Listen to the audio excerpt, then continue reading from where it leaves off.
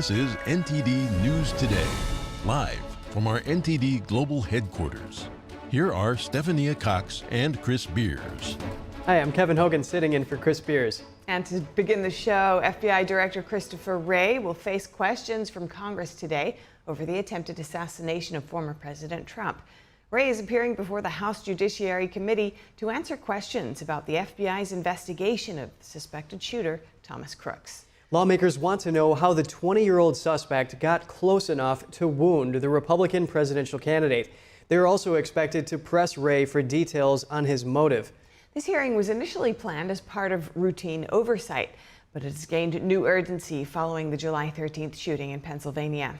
The incident is being investigated as an act of domestic terrorism and attempted assassination. It's the most serious attempt on a president or candidate's life since Ronald Reagan was shot in 1981. The FBI has stated that Crooks left no clear ideological motive.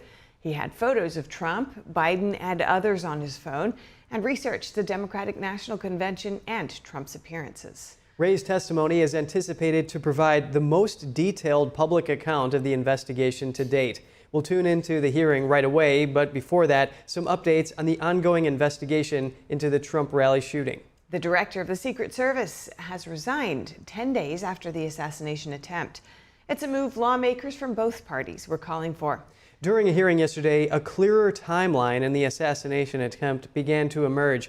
Police shared new details on what they saw that day and how they responded. Here's that story.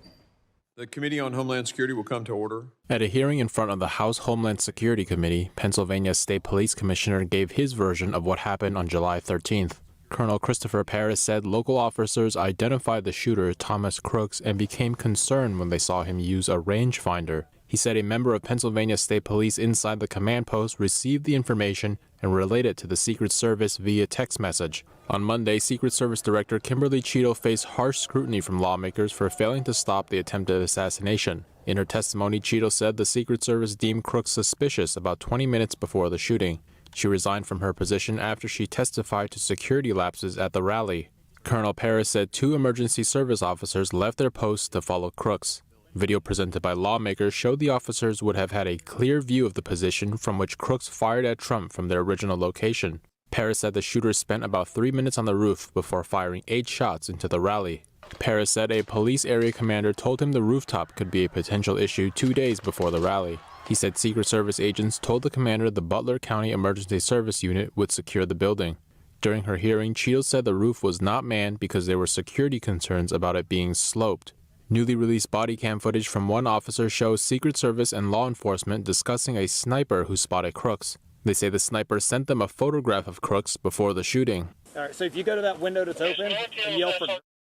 That's the sniper that sent the original pictures and seen him come from the bike and set the book back down and then lost sight of him. Okay. He's the one that sent the pictures out. I don't know if you got the same ones I did. I think I did, yeah. Retired U.S. Navy Captain and National Security Analyst Armin Kurdian spoke to NTD Tuesday. He suggested a communication breakdown between local law enforcement and the Secret Service may have led to a lack of response. When you have this many organizations that are working together, the lines of communication need to be absolutely clear and information has to move from one level to another. Speaking after Paris's hearing, Mississippi Congressman Michael Guest said the testimony places the ultimate responsibility for what happened upon the Secret Service. Cheadle's resignation is not likely to end the scrutiny the Secret Service is facing. FBI Director Christopher Wray is set to testify Wednesday. All right, and let's tune into that hearing with FBI Director Christopher Wray on the attempted assassination of former President Trump. Leaving a wife without a husband and 2 daughters without a father. Others were injured, and of course, former President Trump, by the grace of God, survived the assassination attempt. There are a lot of unanswered questions about the security failures that day. Questions about decisions made before the rally, questions about actions during the rally, and questions about statements made after the event concluded. Prior to the rally, why was the president's security detail denied requests for extra resources? Why weren't all the buildings secured? There were a finite number of buildings that needed to be secured. Why wasn't that done? Why was the president allowed to walk out on the stage when there was a suspicious person on the property? During the rally, what exactly happened between 6:09 and 6:14, those critical 5 minutes? We know from briefings from the director and the deputy director at the FBI and other information we've gathered that at 6:09, the shooter was identified on the roof. At 6:10, the counter sniper was notified. Counter sniper teams were notified about the shooter. 6:11, the shooter fired several shots, injuring and killing one person, injuring others. At 6:12, the counter sniper took down the shooter, and at 6:14, President Trump was escorted off the stage by Secret Service agents. We need to know what happened play by play, moment by moment, second by second, the communications that took place, again, during that critical 5 minutes. And then finally, after the rally, why did both the Secret Service and Secretary of Homeland Security Mayorkas lie to the American people? July 14th, the day after the attack, Secret Service spokesman Anthony Guglielmi said this, quote, "The assertion that a member of the former president's security team requested additional security resources that the U.S. Secret Service or the Department of Homeland Security rebuffed is absolutely false." The next day, Secretary Mayorkas said, "That is an unequivocally false assertion. We had not received any requests for additional security measures that were rebuffed." But 5 days later, top officials repeatedly rejected requests from Donald Trump's security detail for more personnel. And on the 21st of July, the New York Times, confirming what the Washington Post reported, said, quote, "Mr. Guglielmi acknowledged that the Secret Service had turned down requests for additional federal security assets for Mr. Trump's detail." 180-degree change. Why did they initially lie to us in the days after the attack in Pennsylvania? Finally, we hope to learn more today from Director Wray about the shooter, his use of the drone, the explosives that were in his car, how he got on the roof, and a host of other questions. It is our hope that Director Wray's testimony can begin to give answers to the American people about all of these questions and concerns. So, Director, we appreciate you being here, and we trust that you're going to be as transparent with the committee and the country as you possibly can. And I'm sure you understand that a significant portion of the country has a healthy skepticism regarding the FBI's ability to conduct a fair, honest, open, and transparent investigation. And that skepticism is based on what they've witnessed over the past several years. The American people have seen a Biden-Harris Justice Department that can't tell us who planted the pipe bombs on January 6th, that can't tell us who leaked the Dobbs opinion, and that can't tell us who put cocaine at the White House. A Biden-Harris Justice Department who raided President Trump's home, Biden-Harris Justice Department who worked with social media companies to censor Americans, Biden-Harris Justice Department who let the country believe that the Hunter Biden laptop was misinformation when they knew at the time it was authentic, and maybe most importantly, a Biden-Harris Justice Department who retaliated against whistleblowers who came to this committee and spoke to us about these issues. Last week, we sent you 12 questions about what occurred on July 13th. We expect you to answer those questions and the others that I've just outlined. And again, we thank you for being here today and appreciate your willingness to answer the questions that the committee is going to have. And with that, I would yield to the ranking member for an opening statement. Thank you, Mr. Chairman. Mr. Chairman, 2 weeks ago, our country witnessed a shocking assassination attempt on a presidential candidate. Now, I disagree with Donald Trump in almost every policy area imaginable. I am frequently shocked and outraged at the plans he has for our country and the words that come out of his mouth. And I have dedicated much of the last 8 years to fighting his agenda. But regardless of my strong feelings about Donald Trump's behavior, I unequivocally and unabashedly condemn with every fiber of my being the attempt against his life. This was not just an attack on a man, but an attack on our democracy. Political violence erodes the very foundations of our nation. The concepts of freedom of speech, of peaceful transitions of power, of a democratic government at its core, these cannot exist if political violence is allowed to fester and to go unchecked. And if you think that this one assassin's bullet was a bolt out of the blue and not part of a wave of violence that has threatened this nation for years, then you have missed the point of what my Democratic colleagues and I have been imploring you to hear for some time. Election workers, many of them working for free, face near constant threats of violence. In one recent instance, an Indiana man pleaded guilty to threatening to kill an election worker who said that there were no irregularities in a recent election. That man said, quote, 10 million plus patriots will surround you when you least expect it and will, expletive, kill you, close quote. That is political violence. In another instance, Speaker Emerita Nancy Pelosi's husband was bludgeoned over the head with a hammer by an intruder in his home who had been there to capture Ms. Pelosi, interrogate her, and possibly, quote, break her kneecaps because of her liberal views. That is political violence. The death threats surging against Vice President Harris, former President Obama and his wife Michelle, and Governor DeSantis, as well as many others, including videos online of individuals holding guns making assassination threats. That is political violence. The plot to kidnap Governor Gretchen Whitmer and overthrow parts of the state government. That is political violence. The brutal, deadly attack 3 years ago against this very building, with rioters breaking through police barriers to run through these halls chanting, "Kill Nancy," and "Hang Mike Pence," and even hanging a noose outside the building. These rioters battering Capitol Police officers and forcing members of Congress and their staffs to go into hiding, squatted in spaces under desks or in closets. That is political violence. This assassination attempt, as horrific as it is, should surprise no one. And you would think a political party that almost lost their presidential candidate through an act of political violence would have something to say about the way their leaders keep talking about the next election. Donald Trump has warned there will be a, quote, bloodbath if he loses. Republican Ohio State Senator George Lang said just last week at a rally for J.D. Vance that he is, quote, afraid that civil war might be necessary if Republicans lose the November election.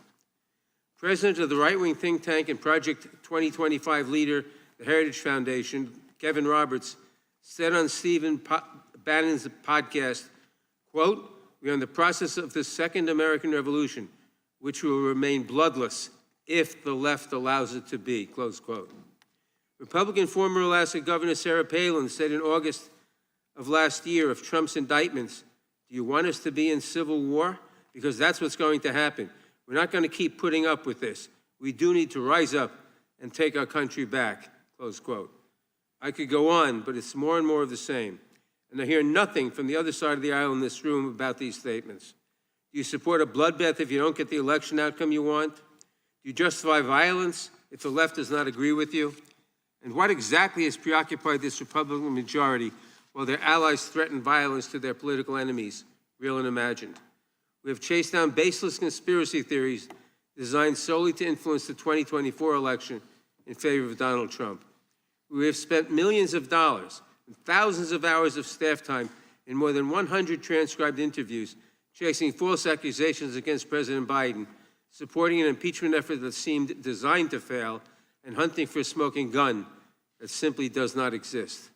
And instead of admitting that these investigations found no corruption, coercion, or unethical behavior by the Biden administration, Republicans chose to just dig deeper and spend more money.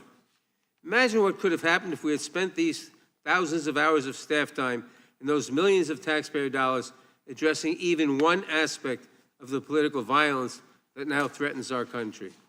Perhaps, had this Republican majority lifted a finger to help a nation that is awash in guns, the assassin Butler would not have had such easy access to the weapon he used to fire on that crowd. Director Wray, your agency is responsible for addressing some of the most serious issues of our time. The Bureau fights gun violence, which claims the lives of 40,000 Americans every year. It protects election security from growing threats from malign foreign actors who are working tirelessly to influence our elections. It protects against domestic terrorists and violent extremists who have been a growing threat in recent years and have carried out horrific mass shootings and deadly events around the country. And so much more. I apologize to you, Director, that instead of supporting you in these missions in the 118th Congress, some of my colleagues have instead hindered your work, maligned your agents, and called to abolish and defund your agency, all for political gain. It is despicable, especially from the party that claims to, quote, back the blue. And I know that you and your many agents and employees have paid the price for these baseless attacks. I know you have faced a barrage of threats, distrust, and vitriol from the public as a result of these wild, politically driven conspiracies. I know it has become even more dangerous and difficult for you to come to work each day. I may not agree with you on everything, but I sincerely thank you and every employee in your agency who continues to protect our country. The FBI is vital to keeping America safe, and I pray that today we can focus on the real, substantive work of the agency. It is the least we owe our country in these times. I yield back. Gentleman yields back. Without objection, all other opening statements will be included in the record. We will now introduce today's witness. The Honorable Christopher Wray has been the director of the FBI since 2017. He previously served as the Assistant Attorney General for the Criminal Division of the Department of Justice, the Principal Associate Deputy Attorney General, and Associate Deputy Attorney General, and as Assistant U.S. Attorney for the Northern District of Georgia. Again, Director Wray, you've been here many times. We appreciate you being here today, and look forward to your testimony and answering our questions. We will begin by swearing you in. Would you please rise and raise your right hand? Do you swear or affirm under penalty of perjury that the testimony you're about to give is true and correct to the best of your knowledge, information, and belief, so help you God? Let the record let the record reflect that the witness has answered in the affirmative. Thank you, and please be seated. We have votes coming in about 10 minutes, but we definitely want to get through your opening statement as far as we can, and this is going to be an interesting day on Capitol Hill with the Prime Minister of Israel here as well. So, Director Wray, you're recognized for your opening statement. Good morning, Chairman Jordan, Ranking Member Nadler, members of the committee. I want to begin by offering my condolences on the passing of Representative Jackson Lee, who served the people of Texas in this body and on this committee for so long. Thank you all for your support of our efforts to protect the American people and uphold the Constitution. I am proud to be here today representing the 38,000 special agents, intelligence analysts, and professional staff who make up the FBI, men and women who every day work relentlessly to counter the most complex threat environment I've seen in my tenure as FBI Director, and maybe in my entire career in law enforcement. Before I go any further, I also want to acknowledge and offer my deepest condolences to the victims of the horrific assassination attempt in Butler County. To the friends and family of Corey Comparator, who by all accounts lost his life protecting others from danger. To the other victims, 2 of whom were critically wounded. And of course, to President Trump, former President Trump and his family. As I've said from the beginning, the attempted assassination of the former president was an attack on our democracy and our democratic process, and we will not and do not tolerate political violence of any kind, especially a despicable account of this magnitude. And I want to assure you and the American people that the men and women of the FBI will continue to work tirelessly to get to the bottom of what happened. We are bringing all the resources of the FBI to bear, both criminal and national security. Now, there's a whole lot of work underway and still a lot of work to do, and our understanding of what happened and why will continue to evolve, but we're going to leave no stone unturned. The shooter may be deceased, but the FBI's investigation is very much ongoing. To that point, I also want to acknowledge that I recognize both the congressional and the public interest in this case and the importance of this investigation to the American people. And I understand there are a lot of open questions. So while the investigation is very much ongoing and our assessments of the shooter and his actions continue to evolve, my hope here today is to do my best to provide you with all the information I can, given where we are at this point. I have been saying for some time now that we are living in an elevated threat environment. And tragically, the Butler County assassination attempt is another example, a particularly heinous and very public one, of what I've been talking about. But it also reinforces our need at the FBI and our ongoing commitment to stay focused on the threats, on the mission, and on the people we do the work with and the people we do the work for. Every day, all across this country and indeed around the world, the men and women of the FBI are doing just that, working around the clock to counter the threats we face. Just in the last year, for example, in California, the FBI and our partners targeted an organized crime syndicate responsible for trafficking fentanyl, meth, and cocaine all across North America. We charged the Mexican-based suppliers who brought the drugs into the United States, a network of Canada-based truck drivers who delivered the drugs, and the distributors in the United States who spread the poison into our communities. Staying on threats emanating from the border, I have warned for some time now about the threat that foreign terrorists may seek to exploit our southwest border or some other port of entry to advance a plot against Americans. Just last month, for instance, the Bureau and our Joint Terrorism Task Forces worked with ICE in multiple cities across the country as several individuals with suspected international terrorist ties were arrested using ICE's immigration authorities. Leading up to those arrests, hundreds of FBI employees dedicated countless hours to understand the threat and identify additional individuals of concern. Now, the physical security of the border is, of course, not in the FBI's lane, but as the threat has escalated, we're working with our partners in law enforcement and the intelligence community to find and stop foreign terrorists who would harm Americans and our interests. As concerning as the known or suspected terrorists encountered at the border are, perhaps even more concerning are those we do not yet know about because they provided fake documents or because we didn't have information connecting them to terrorism at the time they arrived in the United States. Staying ahead of today's threats demands that we work together. And for the FBI, that means doubling down on our partnerships, especially with state and local law enforcement. Whether it's working through our hundreds of joint terrorism task forces, to build out source networks to identify those who slip through the cracks, or targeting the worst of the worst responsible for the violence that still plagues far too many communities through our Safe Streets task forces, or taking the fight to the cartels responsible for trafficking the dangerous drugs like fentanyl, pouring into our country and claiming countless American lives. Staying ahead of the threat also means continuing to disrupt the cyber criminals ravaging businesses, large and small, and confronting nation states like China, targeting our innovation and our critical infrastructure. At the Bureau, we're proud to work side by side with our brothers and sisters in federal, state, and local law enforcement, our partners in the intelligence community, and others around the world to fulfill our commitment to keep Americans safe. Now, on Friday, the FBI will celebrate its 116th anniversary. 116 years of protecting the American people and upholding the Constitution. 116 years of working with our partners to safeguard the communities we serve. 116 years of innovating to stay ahead of the complex, evolving, and very real threats out there.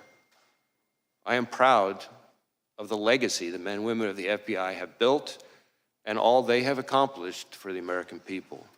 So, if I may, as we approach this week's anniversary, I would just like to say to all those who are part of the FBI family, from our current employees to our formers and to our partners across law enforcement and the intelligence community, thank you. Thank you for dedicating your lives to this country and to its people. It is both humbling and an honor to serve alongside you, and I look forward to the work we're going to continue to do together. And with that, thank you again for having me, and I look forward to our discussion. Thank you, Director Wray. Excuse me. We'll now proceed under the 5-minute rule. The gentleman from North Carolina is recognized for 5 minutes. Thank you, Mr. Chairman. Director Wray, I'm way down here, and I appreciate the chairman giving me this because I've got to leave. But let me ask this question. Why doesn't the FBI disclose to the American people all of the investigative detail and evidence that you are gathering as it is gathered? Well, we have tried to be transparent with both Congress and the American people as we're going along in the investigation, frankly, unusually so for an ongoing investigation given the sheer nature of it. We have provided a lot of information. I expect to continue to provide information. I expect to be able to provide some additional information here today in response to your questions and your colleagues.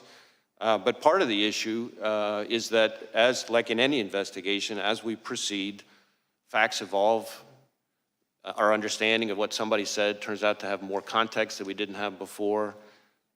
We have additional leads out there. So part of our goal is not just to respect the ongoing investigation process, but also to make sure that we don't prematurely provide information that then 2 days later turns out to be different than what we told people, because that's very much, kind of a natural part of any investigation. So, did Crooks fire 8 shots? We have recovered 8 cartridges on the roof. Why was Crooks allowed to get off 8 shots? Well, that I think is something we're still digging into. Again, maybe this is a good place for me to make clear the different investigations that are going on. So, because certainly I understand. Well, and given that I've only got 3 minutes left, okay, and I know other members, I'm really interested because I appreciate your invitation. You said you're prepared to disclose things as questions are asked. So I don't want to waste time. I just want to get to the questions that might, and as many members as can, ask questions that you'll answer. I actually think I'd be glad for you to go on soliloquy, frankly, and tell us what you know. I think the American people want to know. Why was President Trump not kept off the stage? We don't know the answer to that, but I want to be clear, and this is important because I think it goes to questions that I can and cannot answer. Our investigation, the FBI's mandate, is focused on the shooter and all things related to his attack. Now, obviously, I understand very much the intense interest and focus on the Secret Service's performance, actions, decision-making, et cetera. There are 2 separate after-action reviews, the DHS Inspector General and the outside independent panel that's been convened that are focused on that. Now, our investigation will obviously overlap with that. Here's the problem. We're out 13 days, and you say we've been disclosing. You know, we had the director, or the colonel from the Pennsylvania State Police in front of Homeland yesterday. He was quite candid.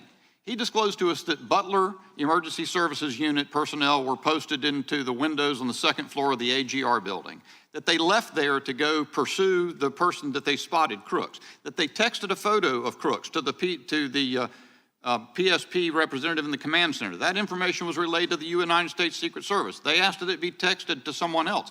That was many minutes before President Trump took the stand. What we don't know is why were they not keeping him off the stand? And to the extent, I know we always hear when there's a criminal investigation, you got to wait for that to develop. But do you have any reason do you have any other target of your criminal investigation other than Crooks, who's dead? We are investigating the shooter both to determine his motive and his preparations and activities before the shooting, but also to make sure whether or not there are any co-conspirators, accomplices. At this point, have you developed any evidence to so suggest that there are any accomplices or cooperators or assisters? Not at this time, but again, the investigation's ongoing. So here's the thing. While we wait, maybe for months, and I hate to say this, I'm not trying to take a pot shot, but the country went for years with the understanding that the Hunter Biden laptop was Russian disinformation as offered by respected former intel officials, and the whole time the FBI had the laptop and then let that happen in public until finally offering testimony in a case. To the degree we wait to hear as a country and as a Congress what has happened in this event, because the FBI is conducting an investigation, it provides quarter for the U.S. Secret Service not perhaps to reckon with the problems that are obvious to everyone. So let's get a couple in while I've got 13 more seconds. One more question perhaps. Senator Grassley says that the records of the day show that there was a counter unmanned aerial surveillance operator on site. Was there? And why did that person not prevent Crooks from being able to use a drone? So again, questions about the Secret Service's performance are better directed to those other reviews. What I can tell you when it comes to drones is that Crooks himself had a drone, and I'm prepared to answer questions here today about the shooter and his use of the drone, for example. My time's expired. Gentleman yields back. The ranking member is recognized for 5 minutes. Thank you, Mr. Chairman. As I said in my opening statement, political violence is a scourge and entirely unacceptable, no matter the source or the target. Last October, a far-right conspiracy theorist broke into Nancy Pelosi's home and bludgeoned her husband. Prominent Republicans mocked the attack and promoted conspiracy theories about it. Last August, an armed Utah man who threatened to kill President Biden was killed as FBI agents attempted to serve a warrant on him hours before President Biden landed in his state. Some on the right claimed that the man was simply a, quote, Second Amendment enthusiast. In recent weeks and months, those on the right have repeatedly called for, quote, civil war, with an Ohio state senator saying that if Republicans lose the election, quote, it's going to take a civil war to save the country, and it will be saved. The president of the Heritage Foundation likewise said that, quote, we are in the process of the Second American Revolution, which will remain bloodless if the left allows it to be, close quote. Director Wray, it's obviously important that we respect First Amendment protections, but there is clearly a point at which some violent rhetoric crosses over into threats of violence or leads to actual violence. Could you describe how the FBI looks at this relationship between rhetoric and action and what you are seeing around the country? So I appreciate the question, and this is an issue that I've been talking about for some time. In our view, there is a right way and a wrong way under the First Amendment to express your views, no matter how passionate or even angry you are. And violence and threats of violence is not the right way. And we don't care what you're upset about or who you're upset with. When, from the FBI's perspective, when it turns to violence and threats of violence, that's when we have to draw the line. That's when we get engaged. And there is an alarming phenomenon that we've seen over the last several years of that kind of passion and heated rhetoric turning into actual violence and threats of violence. We've seen it against public officials of all sorts. We've seen it against law enforcement. The number of officers shot and killed in the line of duty in this country is, frankly, outrageous and alarming. And I know that because every time an officer is shot and killed anywhere in this country, since the day I started as FBI director, I personally call the chief or the sheriff to express my condolences and to talk to them about the victim's family.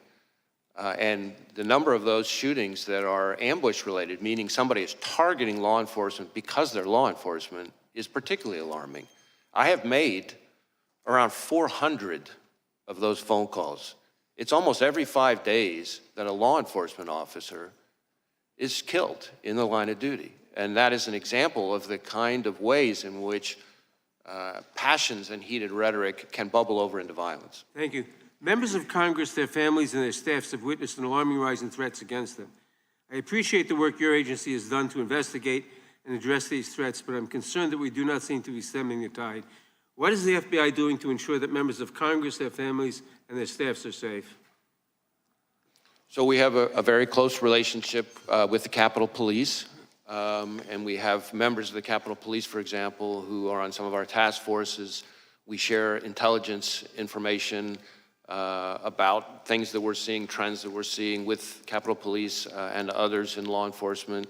Obviously, if we have specific information about an effort to target a member of Congress, then we're getting with Capitol Police in a much more specific way.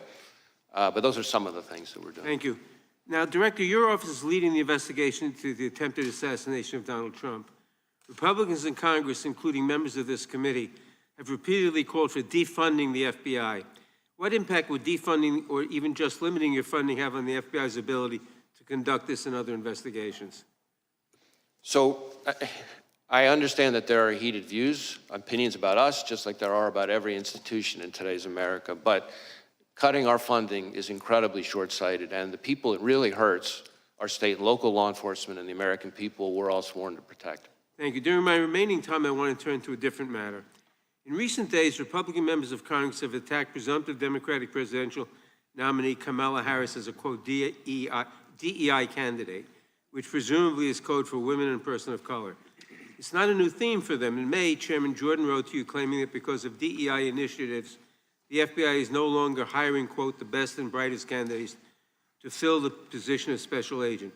With my remaining time, Director Wray, can you please answer the following questions? Is it true that hiring women and people of color means that FBI is no longer hiring the best and the brightest to serve as law enforcement officers? Is there any evidence that women and people of color are less effective in law enforcement roles? And what message does it send to prospective applicants when their leaders demean them and make judgments about them based solely on their race or gender? Witness may respond. So any notion that we have lowered our standards, our hiring standards, is just not accurate.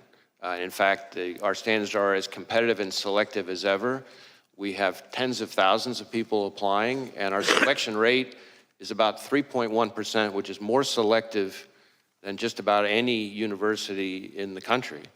And most of our applicants, I think something like 50% of them are coming from military or law enforcement backgrounds. About 50% of them also have advanced degrees.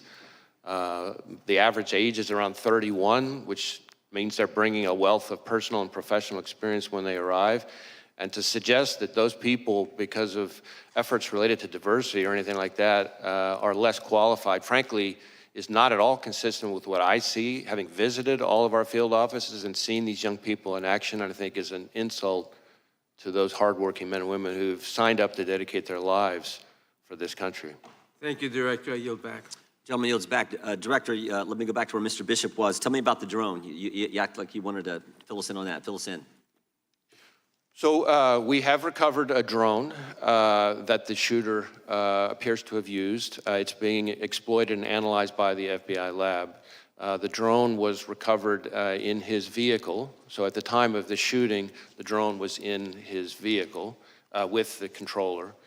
In addition, our investigation has uncovered. Do you know what time of day he flew it, and if he flew it on the day of the shot? Yeah. Oh, I'm sorry. Go ahead. Go ahead. So in addition, it appears that around 3:50 p.m., 4 o'clock in that window on the day of the shooting, that the shooter was flying the drone around the area 2 hours for about 11 minutes. I want to be clear, but when I say the area, not over the stage and that part of the area itself, but I would say about 200 yards, give or take, away from that. We think, but we do not know. So again, this is one of these things that's qualified because of our ongoing review, that he was live streaming, viewing the footage from that, again, about 11 minutes in around the 3:50, 4 o'clock p.m. range. 2 hours before, he's flying a drone in the vicinity of the route. About 200 yards away, yes. 200 yards. Okay, that's important information. What about the bombs that we've heard about in the shooter's car? So again, the FBI lab is exploiting those explosive devices. Yep. There were, we've recovered 3 devices, 2 in his vehicle and 1 back in his residence. Are these what you would call, your experts would call sophisticated operations, or this? I don't know. That's what I've been told by people who have some understanding of this area. Yeah, I think it's. We've seen more sophisticated and less. I would say these are relatively, again, keyword relatively crude devices themselves, but they did have the ability to be detonated remotely. And so to that point, in addition to the 2 devices that we recovered out of his vehicle, there were receivers for those 2 explosive devices with the devices. And then on the shooter himself, when he was killed by law enforcement, he had a transmitter with him. Now, I do want to add one important point here, is at the moment, it looks to us, again, ongoing review, and I can't say that too many times, at a moment, it looks like because of the on-off position on the receivers, that if he had tried to detonate those devices from the roof, it would not have worked. But that doesn't mean the explosives weren't dangerous. And I'm sure we're going to get into all these subjects a little bit later as well. Tell us what you can about the encrypted platforms we've heard about.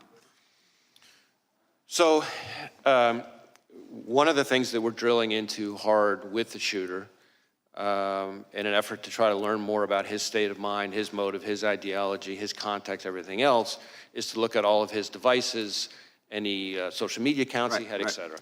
And one of the things we've learned in finally getting into his phone, which was also a significant technical challenge from an encryption perspective, but in addition, once we got on the phone, it turned out he was using some encrypted messaging applications. And again, the same question relative to the bombs. Was this pretty sophisticated, or is this is the kind of the norm you see with folks like, similar situation? How would you describe on this subject, I would say this has unfortunately now become very commonplace, and it's a real challenge for not just the FBI, but state and local law enforcement all over the country. Tell me exactly the scope of, does the scope of your investigation include what I call that critical 5 minutes from when the 6:09, when this is based, I think, on the information you've given to Congress, 6:09 when the shooter's identified on the roof, and 6:14 when President Trump is ultimately escorted off, and all that happens, the shots that take place in between there. Do you have access to the communications that were going on at the time in that critical 5 minutes? So our investigation, when you say scope, our investigation includes that time frame, although focused again on the shooter himself and his day. Now, as involved in that, he's obviously involved in that time frame. Correct, and as part of that, as part of our focus, our investigation of the shooter and the attack, of course, we are interviewing law enforcement from the scene because those are some of the most significant witnesses, and we're obviously getting access to their materials and that kind of thing. And the Secret Service has been fully cooperative. You have access to the communications that exist there. That exact question, as I sit here at the moment, I don't know the exact answer to that question, but I know that Secret Service has been cooperative with us. The Congress would like access to those communications as well. I mean, not just that 5 minutes, although I think that's the critical time frame. There's lots of communications we'd love to have access as well.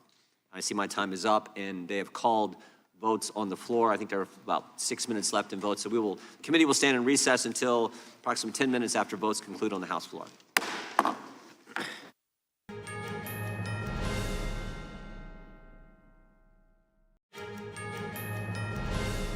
Welcome back. President Biden will meet with Israeli Prime Minister Netanyahu at the White House tomorrow to discuss Gaza ceasefire progress and a hostage release. The White House said Vice President Harris will also meet with Netanyahu on the same day, but separately.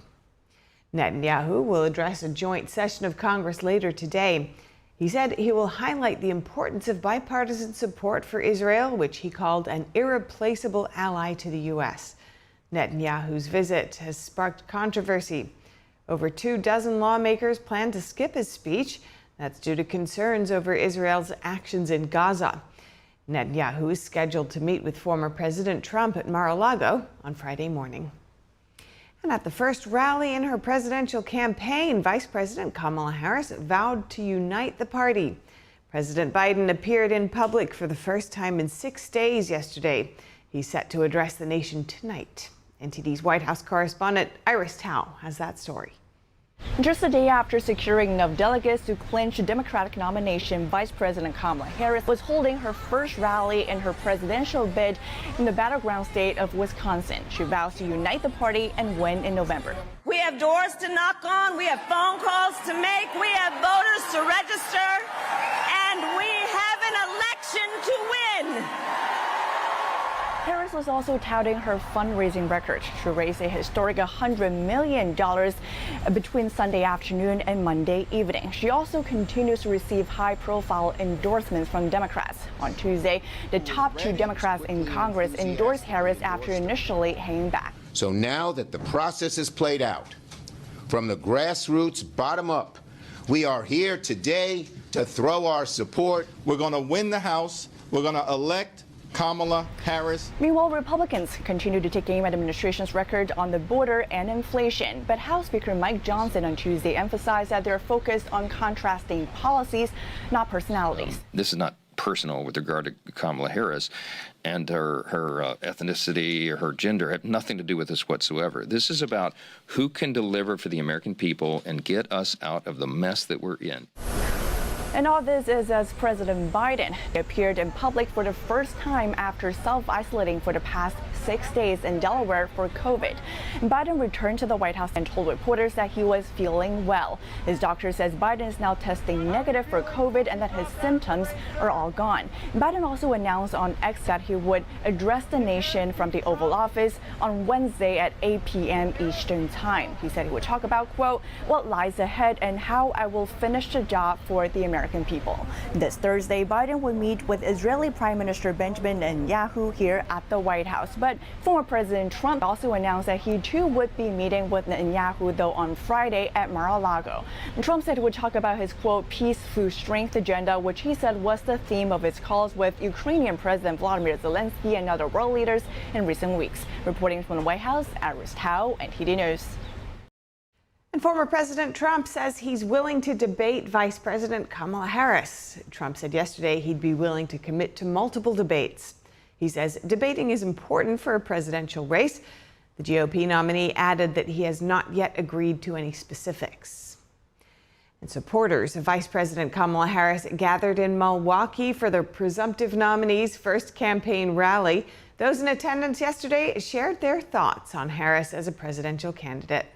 You only hear things that aren't so great, and I wanted to know more about what she does that's great, and I feel like this was an opportunity to learn more about her today. There's a lot of enthusiasm, a lot of excitement for Kamala. She's obviously raising a ton of money. This is her first public event since she became the presumptive nominee.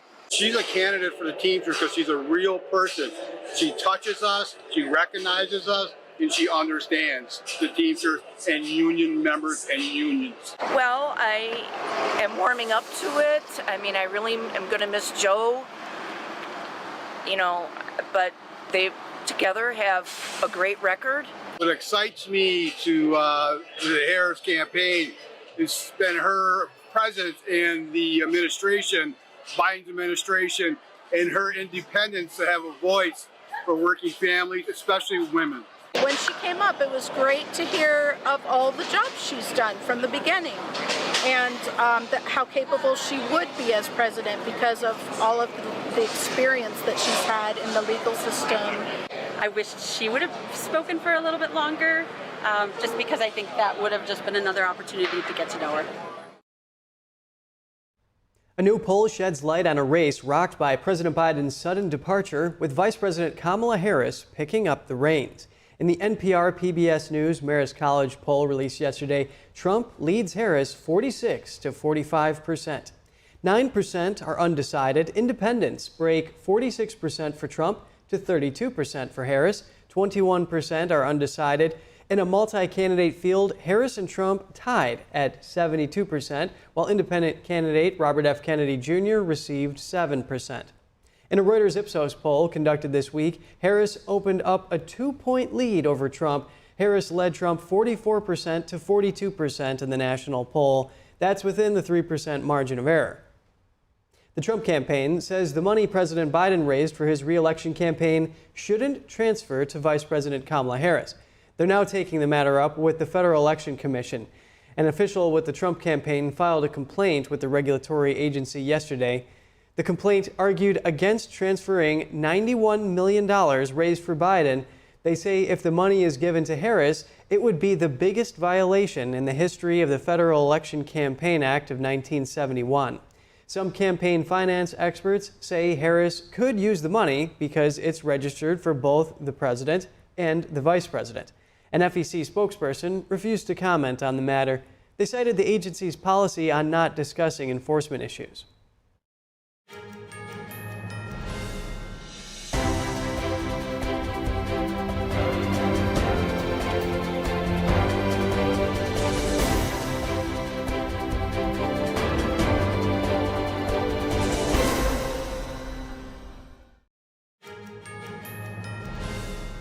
Welcome back. We're continuing our program with some fallout from the recent global tech outage. Delta Airlines is under scrutiny. Airline regulators have opened an investigation into the Atlanta-based carrier. NTD's Daniel Monahan has more on the inquiry. Delta was still struggling to restore operations on Tuesday. That's more than 4 full days after a faulty software update caused technological havoc worldwide, disrupting global air travel. Transportation Secretary Pete Buttigieg announced the Delta investigation on X on Tuesday. He says the goal is to make sure the airline is following the law and taking care of its passengers during continued widespread disruptions. Delta and its Delta Connection partners had canceled nearly 500 flights by midday Tuesday on the East Coast. That's about 2/3 of all cancellations in the country. Buttigieg says the things he's hearing about Delta's customer service are troubling. People having to sleep on airport floors, even accounts of unaccompanied minors being stranded in airports, unable to get on a flight. The transport secretary says Delta's handling of communication issues leaves much to be desired. When we hear about hour after hour on hold, even if you're using that chat function, it's taking hours to get a response. Buttigieg says he's heard reports of a line of over 100 passengers Waiting to talk to one customer service agent who's there to handle their vouchers and refunds. The outage began Thursday night into Friday morning after a faulty software upgrade from cybersecurity company CrowdStrike to more than 8 million Microsoft computers around the world. The Atlanta-based carrier has canceled more than 6,600 flights since the outage started, far more than any other airline. Delta's meltdown mirrors that of Southwest Airlines, which canceled nearly 17,000 flights over 15 days in December 2022. A Transportation Department investigation ended with Southwest agreeing to pay a $35 million fine as part of a $140 million settlement. Delta says it is cooperating with the investigation. The air carrier says operations might not be back to normal until the end of the week. It says it will reimburse hotel, meal, and ground transportation expenses for long delays and cancellations. Daniel Monahan, NTD News. The Winter Olympics will return to Salt Lake City after 32 years. It hosted the Games in 2002. Now, the city won its bid to host the 2034 Winter Olympics after a vote by the International Olympic Committee in Paris today. Utah officials signed a contract that would let the committee pull the Games if there was any effort to undermine the World Anti-Doping Agency's authority. There is an ongoing U.S. federal investigation of suspected doping by Chinese swimmers. They were allowed to compete at the Tokyo Games despite positive drug tests.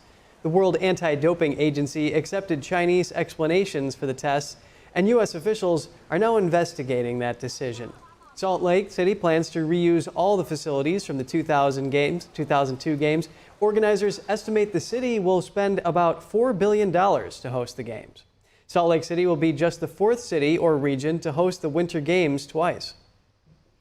And the U.S. ambassador to China is urging the Chinese regime to release all Falun Gong practitioners who have been detained for their beliefs. The Chinese Communist Party has brutally targeted Falun Gong in China for their spiritual beliefs over the past 25 years. The regime has arrested and imprisoned large numbers of practitioners and even killed many for their organs. The ambassador made a statement earlier this week that was shortly after the State Department called for an end to Beijing's long-running persecution campaign. NTD's Jeremy Sandberg has the story. The U.S. Embassy in Beijing solemnly marked 25 years of the CCP's persecution of Falun Gong on Tuesday. U.S. Ambassador to China Nicholas Burns, in a statement on X, called on the Chinese regime to free all those imprisoned for their beliefs, including Falun Gong practitioners. Burns says the U.S. will continue to speak out in support of freedom of religion and belief in China.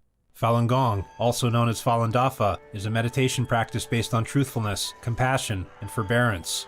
Now deceased former CCP leader Jiang Zemin launched a sweeping persecution campaign against the practice in 1999.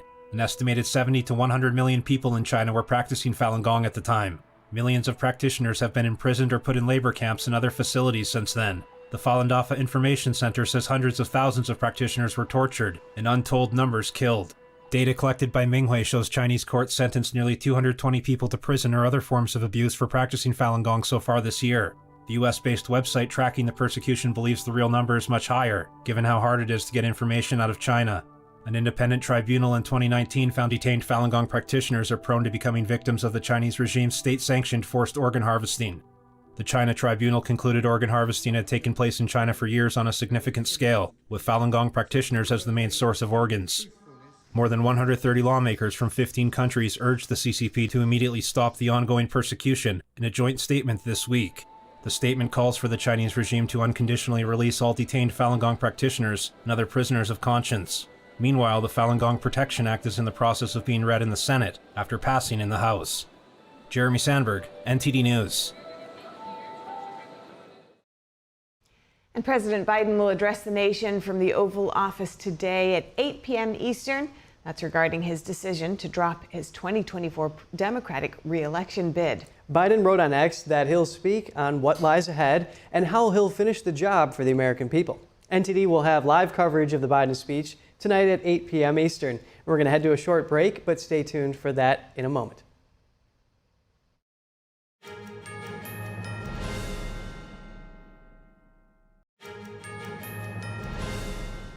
Welcome back. And if you missed the testimony of FBI Director Christopher Wray earlier today, here are some highlights from the House Judiciary Committee hearing on the attempted assassination of former President Trump. Take a look.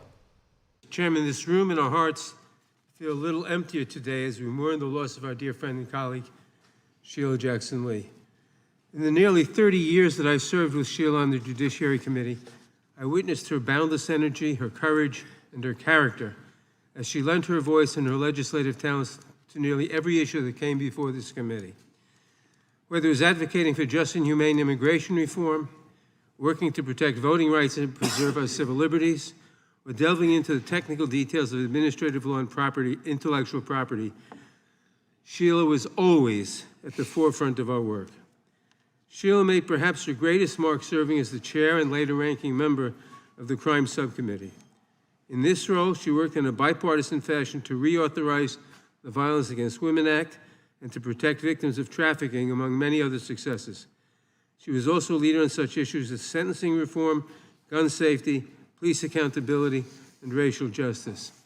Sheila engaged in many spirited debates, but she always had the deepest respect for all of her colleagues, even those with whom she vehemently disagreed. And she deeply loved the institution of Congress, and particularly the Judiciary Committee, because it gave her a platform to make a meaningful impact on the lives of millions of Americans. If Sheila took up a cause, she could be relentless in her determination to see it through, whether that meant making one extra phone call, going to one more meeting, offering one more amendment, or making one more speech. She would not rest until she thought she had done everything she could to fight for the issues she cared about. Through it all, she stayed true to her values and always had the people of Houston close to her heart. We are all better for having known her. The American people are better for having had her in their corner all these years. I will deeply miss my friend and colleague. May her memory be a blessing. But we're going to leave no stone unturned. The shooter may be deceased, but the FBI's investigation is very much ongoing. To that point, I also want to acknowledge that I recognize both the congressional and the public interest in this case and the importance of this investigation to the American people. And I understand there are a lot of open questions. So while the investigation is very much ongoing and our assessments of the shooter and his actions continue to evolve, my hope here today is to do my best to provide you with all the information I can, given where we are at this point. Tell us what you can about the encrypted platforms we've heard about. So one of the things that we're drilling into hard with the shooter in an effort to try to learn more about his state of mind, his motive, his ideology, his context, everything else, is to look at all of his devices, any social media accounts he had, et cetera. And one of the things we've learned in finally getting into his phone, which was also a significant technical challenge from an encryption perspective, but in addition, once we got on the phone, it turned out he was using some encrypted messaging applications. And again, the same question relative to the bombs. Was this pretty sophisticated, or is this is the kind of the norm you see with folks like, similar situation? How would you describe it? On this subject, I would say this has unfortunately now become very commonplace, and it's a real challenge for not just the FBI, but state and local law enforcement all over the country. Tell me exactly the scope of, does the scope of your investigation include what I call that critical 5 minutes from when the 6:09, when this is based, I think, on information you've given to Congress, 6:09 when the shooter's identified on the roof, and 6:14 when President Trump is ultimately escorted off, and all that happens, the shots that take place in between there. Do you have access to the communications that were going on at the time in that critical 5 minutes? So our investigation, when you say scope, our investigation includes that time frame, although focused again on the shooter himself. I understand. And his, now, as involved in that, he's obviously involved in that time frame. Correct. And as part of that, as part of our focus, our investigation of the shooter and the attack, of course, we are interviewing law enforcement from the scene because those are some of the most significant witnesses, and we're obviously getting access to their materials and that kind of thing. And the Secret Service has been fully cooperative. You have access to the communications that exist there? That exact question, I don't, as I sit here at the moment, I don't know the exact answer to that question, but I know that Secret Service has been cooperative with us. The Congress would like access to those communications as well. I mean, not just that 5 minutes, although I think that's the critical time frame. There's lots of communications we'd love to have access as well. I see my time is up.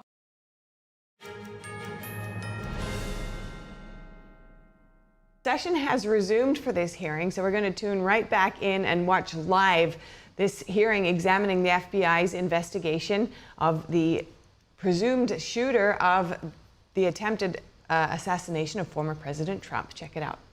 To know the answers to those questions. Often in an investigation, from interviewing people that the subject was in close contact with, looking at the individual's social media accounts, messages, often things, physical evidence in the person's residence. You might see a manifesto, things like that. We're not seeing that yet, but we are digging in hard because this is one of the central questions for us. What I can say is that the shooter appears to have done a lot of searches of public figures in general, but so far we're seeing kind of news articles and things like that, and so the images that have been reported about, really what we're talking about there are when you do a news search of an article, the image appears in the cache, as opposed to like a search for that specific individual. But again, I really want to be clear that that's a place that we're doing a lot of work right now, and some more to come on that. Well, I thank you for that clarification. We're interested also in the role of access to weapons when it comes to this terrible crime. The shooter used a semi-automatic rifle, really a weapon of war, that sadly has also been used in mass shootings around the country, including in my own district. It seems to me that the assault weapons ban that was once in place has to be a part of the national answer to curbing the epidemic of gun violence in America. I wonder if you could, with your help, Director Wray, understand a few aspects of the investigation. It's my understanding that the Bureau of Alcohol, Tobacco, Firearms, and Explosives, ATF, was quickly able to trace the gun's purchaser, using records from an out-of-business gun store, records that the government is required to correct. Some of my colleagues on the other side of the aisle have suggested that collection should stop. There have been efforts to digitize it, which have been resisted. Can you tell us about how the origin of this gun purchase was discovered and the technology used? I guess what I can say is we located a number of firearms associated with the shooter and his family. I think it was a total of, 14 in the house. The weapon that he used for the attempted assassination was an AR-style rifle that was purchased legally, that he, is my understanding, acquired, bought actually from his father, who was the one who originally bought it, again, legally. Thank you, Mr. Chairman. My time has expired, so I yield back. Gentlelady yields back. Gentleman from California is recognized. Thank you. Director, I'll try to ask questions that are answerable too. I think that's been done pretty well on both sides. You do the advanced threat assessment and deliver that information as to the general threat and then specifics as to protected people to the Secret Service. Is that correct? Well, sort of. The Secret Service does a threat assessment, but they're doing that based on intelligence that they receive from a number of sources, including, of course, the FBI. So we share, whenever we have threat information related to a particular individual or a protectee, then we share it with the Secret Service at a number of levels. So you're a participant, but ultimately the responsibility for threat assessment as to these individuals belongs to the Secret Service? Well, again, the threat assessment for the individual belongs to the Secret Service, but we are an important part of that because we share threat information, if we have any. They get threat information from a variety of sources. So, and you get them from that same variety of sources. They've got no sources that are excluded from the FBI, do they?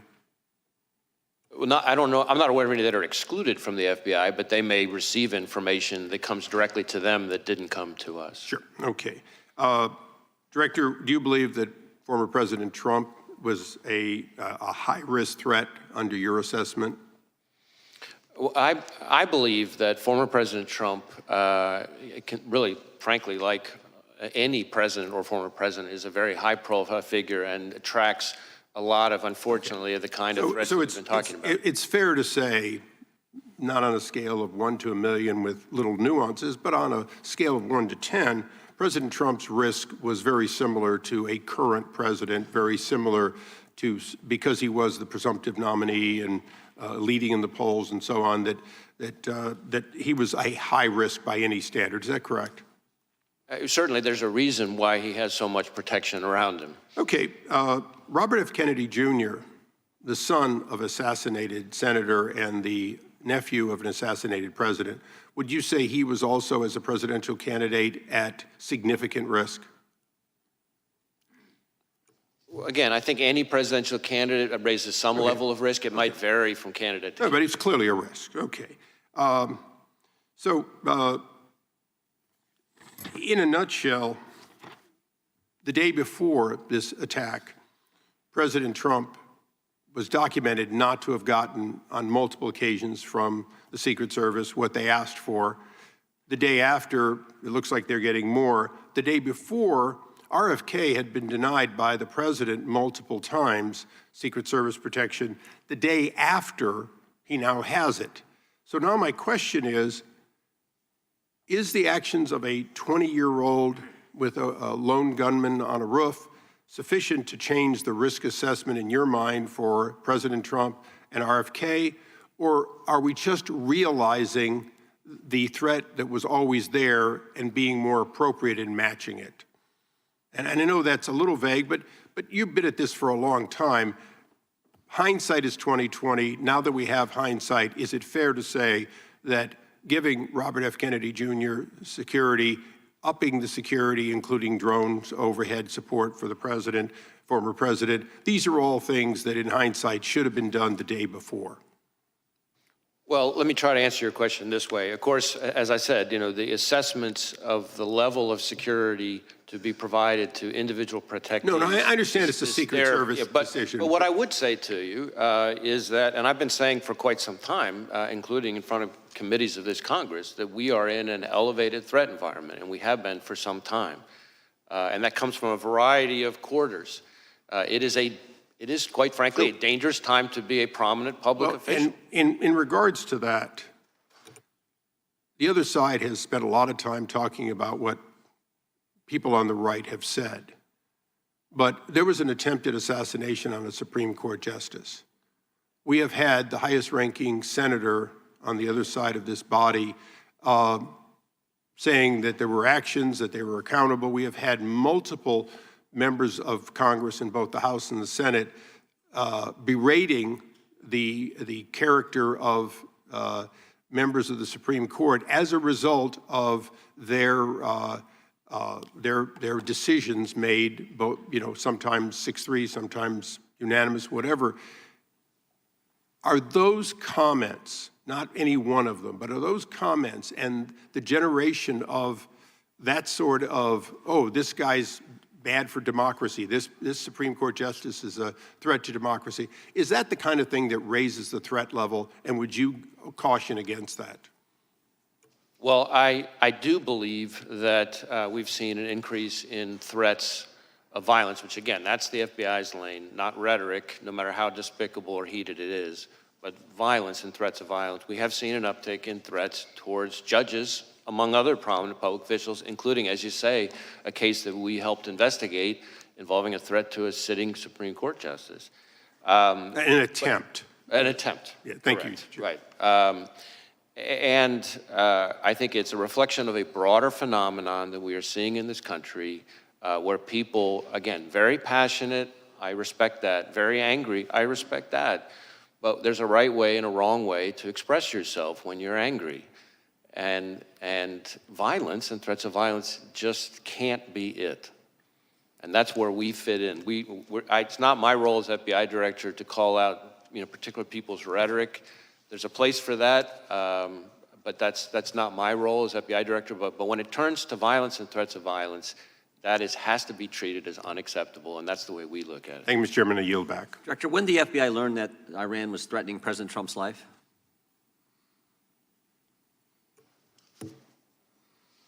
So I want to be a little bit careful here, not to talk about specific classified information, but we have been for quite some time, and I'll stick with what's in the open record.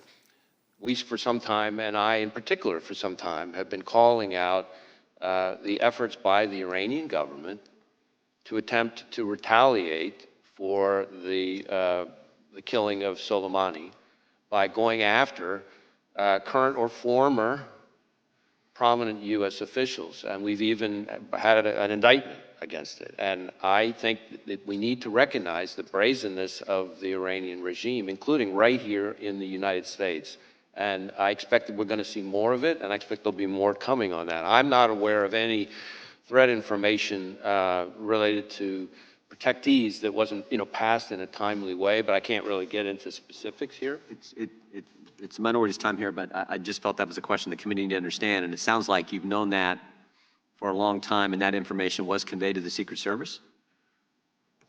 Any information related to threats against the former president, which again, as we've sort of talked about, happens all too often, is something that we have a whole process we routinely share with the Secret Service at a number of levels in a timely way, and to my knowledge, that has consistently been followed. Gentleman from Georgia is recognized. Thank you, Mr. Chairman. Thank you for being here, Director Wray. Director Wray, the FBI is the independent law enforcement agency under the Department of Justice. Is that correct? Yes. And does the FBI director currently report to anyone? Well, you mean in a chain of command reporting structure kind of thing? Yeah, so the FBI is part of the Justice Department. On the org chart, you would see that the FBI director, and this has been true for decades, reports to the Deputy Attorney General, who reports to the Attorney General. Obviously, reports in a communication sense, I report to any number of people. As opposed to a micromanagement reporting system. Correct. And you would take issue, would you not, with any proposal that would change or alter that chain of command and place you or place a FBI director in the position of reporting directly to the president? Would you not? You would oppose that? I don't think that would be a wise reporting structure. I think the structure that we've had for decades now makes sense. I think there's a difference between independence in a sort of organizational structure perspective and independence in terms of the way you do the work. Obviously, the FBI is part of the Justice Department. Well, reporting directly to the president would eliminate your independence, would it not? I don't think it would help. Yeah. And you're familiar with Project 2025, are you not? I mean, I've seen news reports about it. I'm not particularly familiar with it. You're aware that it is a game plan for President Trump's first 120 days in office, correct? I'm really not familiar with the details. Again, I've seen reporting about it. It is, and what he proposes to do is to force the FBI director to appoint, report directly to him. That's what he wants to do within the first 120 days. He also wants to eliminate the position of FBI General Counsel. That is also set forth in Project 2025. How would you recommend that? I think the FBI's Office of General Counsel serves an incredibly important role, including in terms of advising our workforce. We have 38,000 people. The idea of having an organization like ours, an independent law enforcement agency like ours that doesn't have its own general counsel's office doesn't make sense to me. Well, it would seem like any proposal that would force the director to report to the president, and then there would be no legal counsel for the director of the FBI. That seems like it's an attempt to neuter the FBI and render it accountable only to the president. Isn't that correct? Well, let me put it this way. I recognize that the FBI director, this FBI director and every FBI director before me serves at the pleasure of the president. And that's part of our system. I was appointed by President Trump. I respect that. I think that's a part of our structure. But independence in terms of how we do our work is what matters to me. And we need to be able to do our work in a way that is free from political interference. Well, you wouldn't be able to do that by reporting everything you do to the president and getting his authority and approval before you take action, correct? I don't think that would be a wise approach. And then there's even a proposal to replace many of those 38,000 dedicated civil servants who work for the FBI, replace them with a MAGA group that has pledged its allegiance to Donald Trump. What danger would that bring to the FBI if that were to happen? Well, again, I haven't read or reviewed this thing that you're referring to. Assuming what I say is true. But the FBI is made up of 38,000 dedicated career law enforcement professionals. It has no political appointees of any kind, unless you count me as a nominee of the former president. Either, I don't think that should change. I think that is a bunch of MAGA part of how we do our work. Being the employees of the FBI. We're coming up on 116 years of the FBI, and that's the way it has been for 116 years. It would be crazy to take 38,000 MAGA loyalists and put them at the FBI. That's frightening. That's what Project 2025 proposes, and I'm glad to know that you are not with that program, and with that I yield back. Gentleman yields back. Gentleman from Florida is recognized. Was the shooter on the FBI's radar in any way prior to the assassination attempt?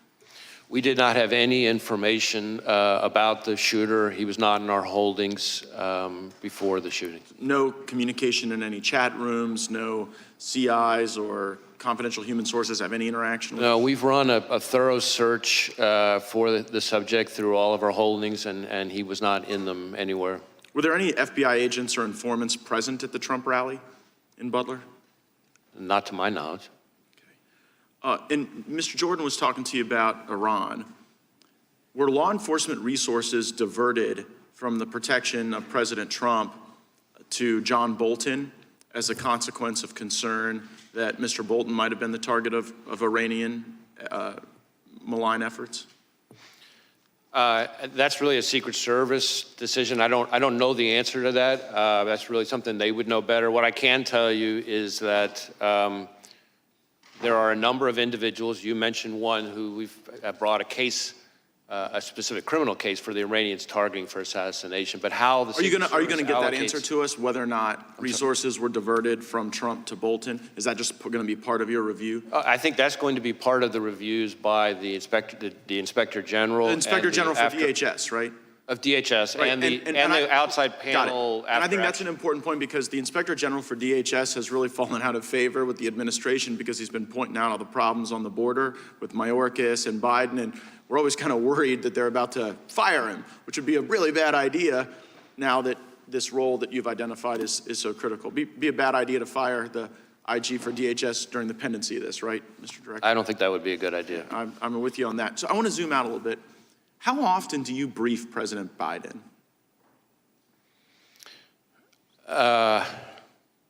You mean on this specific case? No, in your role as FBI Director.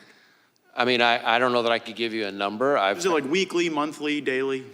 It's not at a regular cadence. There have been times when there have been months at a time when I haven't, and then there have been times when several days apart I have. Okay. It's always with other people. The Vice President, is she typically there? Often has been. Okay, so when did you notice his decline? In my interactions, in my role, all my interactions with the current president have been completely professional. Right, but I mean the cognitive decline. I'm not saying he treated you unprofessionally, just maybe not picking things up as quickly as he used to. Again, I don't meet with him very often, but what you're describing is not something that I've observed during my interactions with him. I mean, we've had it observed so often that the ranking member and Mr. Schiff on this committee have said that he could no longer continue as a candidate. And so, since you're the FBI director, I was just sort of wondering, like, who's running the country?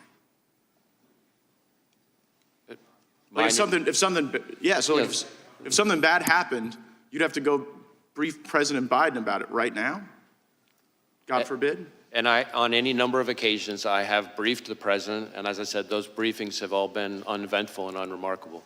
Oh, I could imagine them being uneventful. But in the work where the vice president's also present, like you say, there's like more than half the time there's these briefings, she's there too? I don't know if I'd said more than half the time. Certainly, there have been times where she's been present. There have been other times where she hasn't. I take you at your word when you say this is the most complicated threat environment you've ever observed over a long career in law enforcement. And I'm just kind of wondering, with this assassination attempt, with the invasion at our border, with all the Hamas that have been let in that you've talked about and briefed about, like, is Biden up to it?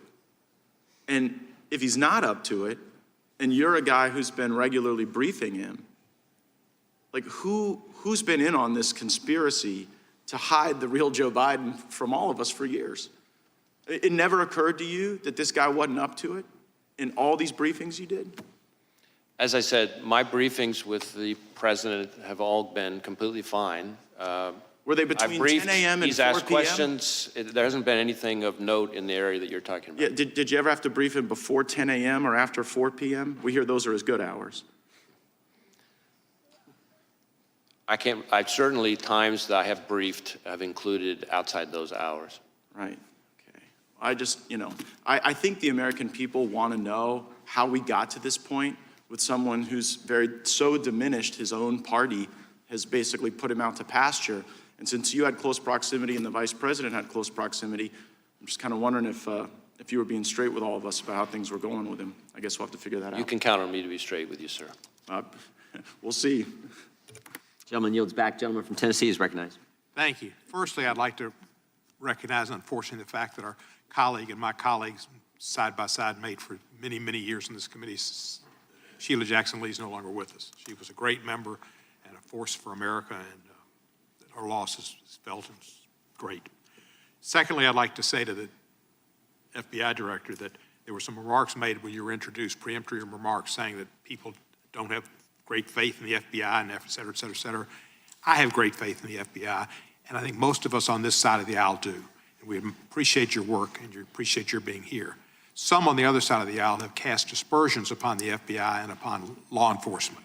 And if they don't want to support law enforcement, that's their business. But I support law enforcement, and the FBI is the top rank of law enforcement in our country. So I thank you and all of your people that work with you. Secondly, there's been some questions about the FBI maybe being weaponized. Did President Biden ever ask you to get involved in the case in Orlando, Florida, where Kevin McCarthy says that Mr. Gates is investigated for some sexual involvement with a 17-year-old girl? Did the president or anybody in the Democratic Party, as Mr. McCarthy has suggested, weaponized you and tried to get you involved in that case? No, sir. Good, thank you. Just wanted to make sure of that. Butler, Pennsylvania, I read something about a ladder. He used a ladder to get up on that roof, and that the ladder was found somewhere a distance away. Is that true? So we do know that he purchased a ladder. I think, if I recall correctly, it was about a 5-foot tall type of ladder. But importantly, we did not find the ladder at the scene. So it's not clear that he used the ladder to get on top of the roof. So you don't think we're the ladder... still digging into all that, things related to the ladder and his access to the roof. But he did buy a ladder, but the ladder was not found at the scene. Ladder didn't have any feet on it. It didn't walk off. Oh, yeah, right. Thank you, sir. There have been a lot of threats against public officials. We've seen Mr. Scalise terribly shot, and we saw Gabby Gifford shot, and other Congress people, and many of us have had death threats. And the FBI has, I think, been made aware of those to help protect us, and I appreciate that greatly. But we've also had election officials and poll workers threatened. What is the FBI doing in consultation with other law enforcement to ensure every eligible voter can safely and confidently cast a ballot this year?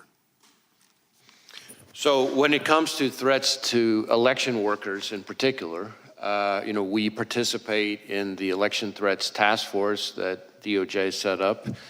We also, and there have been quite a number already of arrests and convictions under that task force. We have got a number of investigations underway that involve all kinds of threats to election workers, ranging from online threats to, there was even some mailings that included fentanyl.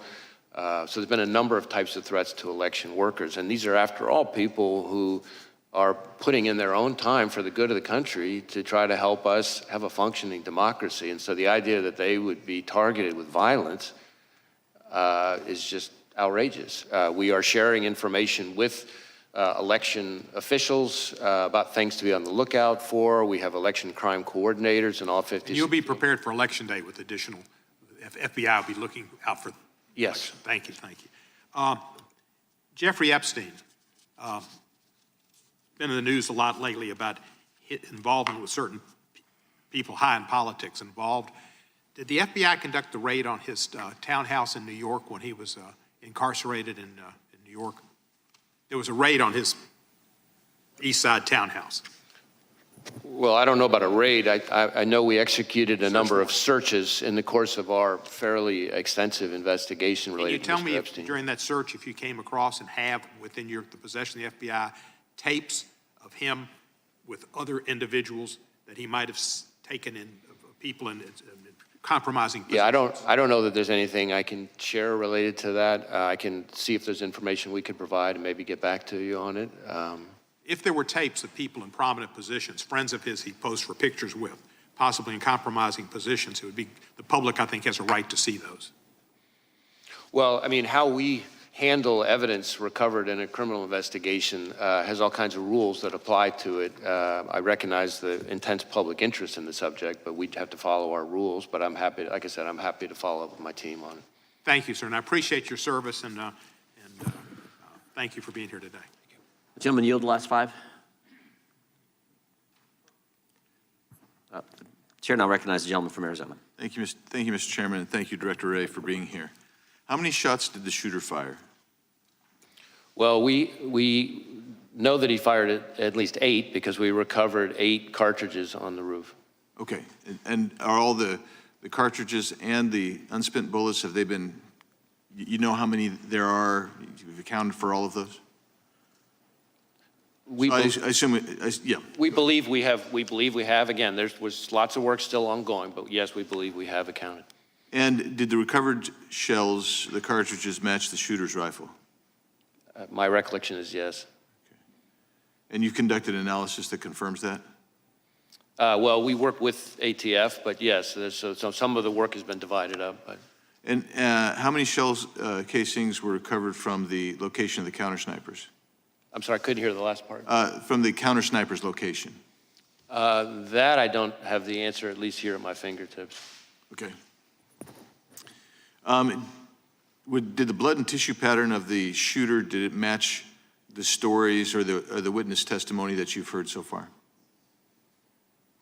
Can you, well, I'm not sure I'm following the question. Well, I assume you've interviewed the counter snipers, or you have that evidence, and other witnesses describing the kill of the shooter.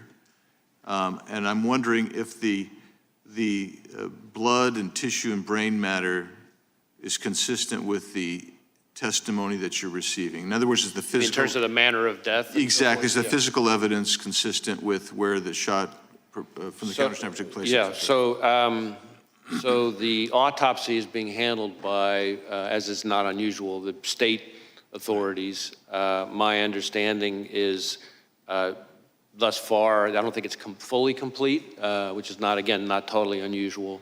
But so far, nothing remarkable on that front. That's from the body itself, but from actually the scene where the shooter was found, is everything consistent with the testimony, the physical evidence at the scene? Is that consistent with the testimony you've seen, that you've heard so far? So far, yes. Again, ongoing investigation. Were you able to determine whether the shooter took the gun up with him when he climbed up to the top of the roof, or was it already placed there somewhere? So that is something that we're drilling into right now that we don't know the answer to yet. I can tell you, which may be relevant, though, to your question, that, and I don't think this has been reported yet, that the weapon had a collapsible stock, which could explain why it might have been less easy for people to observe. You know, because one of the things that we're finding is people have observed him, the first people to observe him with the weapon were when he was already on the roof, and we haven't yet found anybody with firsthand observation of him with the weapon walking around beforehand. So that doesn't mean he wasn't, obviously, but the collapsible stock is potentially a very significant feature that might be relevant to that. Did he have a scope? I believe so, but as I sit here right now, I don't remember. Okay. You mentioned about 2 hours before the incident that he'd had a drone and he was using a drone. Instead of me putting words in your mouth, just tell me how you discovered the drone, how you discovered the time, and how you discovered, if you can describe what he would have been observing with the drone and how you determined that, please. So this is something that's very much ongoing right now. We're going back and forth with our lab as they continue to do work on it. What I would say is the drone was in his car. As I said, we've been able to, by exploiting the drone, determine, its use and flight paths. There were no pictures or videos on the drone of the day of the rally, for example, but we have been able to reverse engineer the flight path of the drone from the day of the rally, and that's how we know that for about 11 minutes, from I think it's around 3:50 p.m. to 4 p.m., somewhere in that range, he was flying the drone, and we have the flight path. It's about 200 yards away from where former President Trump would ultimately be speaking. And so that would have primarily given him a vantage point. I'm trying to think how to describe this. If the former president's podium is that way, yeah, the drone would be over here looking, say 200 yards again off this way, looking back. So it would have shown the shooter, we think, again, we're still doing more work on this. So I really want to qualify what I'm saying, but I'm trying to be transparent and lean in here. We think it would have shown him kind of what would have been behind him. But when you say behind him, behind the shooter? Correct. Like, in other words, almost like giving him a rear view mirror of the scene behind him, except again, he wasn't flying it overhead while he was later back for the assassination. But he would have had, with the drone, he would have been able to also assess kind of what, because the stage, I assume, was already set, he would have been able to assess that angle with the rooftop as well, forward and backward, I assume. Well, certainly going towards the podium. Again, we're still trying to figure out exactly what he saw, because we're having to, in effect, because there's no recording of what he saw during those 11 minutes, our hypothesis at this point, the experts think he would have been live streaming it. And so we're trying to, in effect, say, okay, well, if this was the flight pattern, given these capabilities of the drone, what would you have seen? What could you have seen for those 11 minutes? And again, it wasn't over the stage or the kind of the hub of the rally. It was about 200 yards away, but it looks like it would have been looking, let's say, length of a football field or so, more, kind of towards the podium. Great, thank you, Mr. How many separate times was the shooter on the premises? So again, with the caveat that we're continuing to do work on it, we believe that the first time he traveled to the grounds was, I think, a week before, and he spent roughly 20 minutes there. Then he went to the grounds again on the morning of the event, it appears, for about 70 minutes, I think, but again, I qualify that. I'd have to go back and look to be sure of that part. And And then he came back in the afternoon, so that would be, I guess, a third time for good. But that included things like this drone activity we just talked about. Gentleman from California is recognized. Thank you, Mr. Chairman. Director, thank you for appearing. Thank you for the extraordinary job that you're doing. Please convey our thanks to the men and women at the Bureau for their incredible work. I've worked with them since I was an assistant U.S. attorney more than 30 years ago. Let me start with a threshold question I'm curious about. When I applied to be an assistant U.S. attorney, I had to go through a background check. Do candidates for the FBI have to go through background checks? Yes. Would someone with dozens of felony convictions survive a background check for the Bureau? No. So they would never be hired by the Bureau? No. Well, clearly the Bureau has, you don't have to comment on this, I know you won't, but clearly the Bureau has higher standards for their hiring than one of America's great political parties. Let me turn to the events of the tragic shooting. Have you been able to gain access to the shooter's electronic communications, social media, and with the caveats that you mentioned that the investigation is still early, have you been able to make any deductions or are there any indications of the shooter's motivation from those electronic holdings? So in terms of our ability to access it, we have been able to get into and exploit a number of electronic devices, digital devices, but not all of them yet.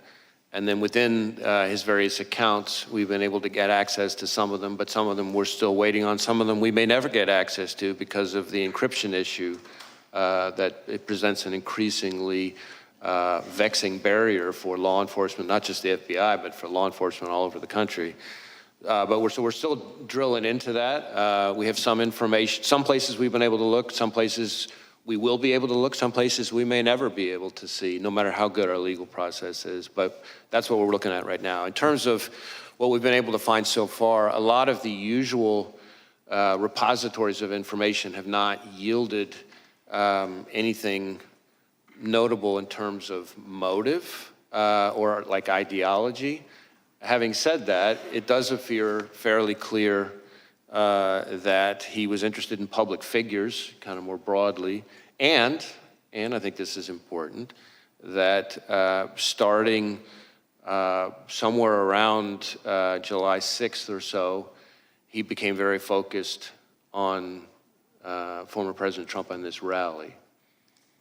And so one of the things that I can share here today that has not been shared yet is that we've just in the last couple of days found that from our review, to your point about devices, analysis of a laptop that the investigation ties to the shooter reveals that on July 6th, he did a Google search for, quote, how far away was Oswald from Kennedy?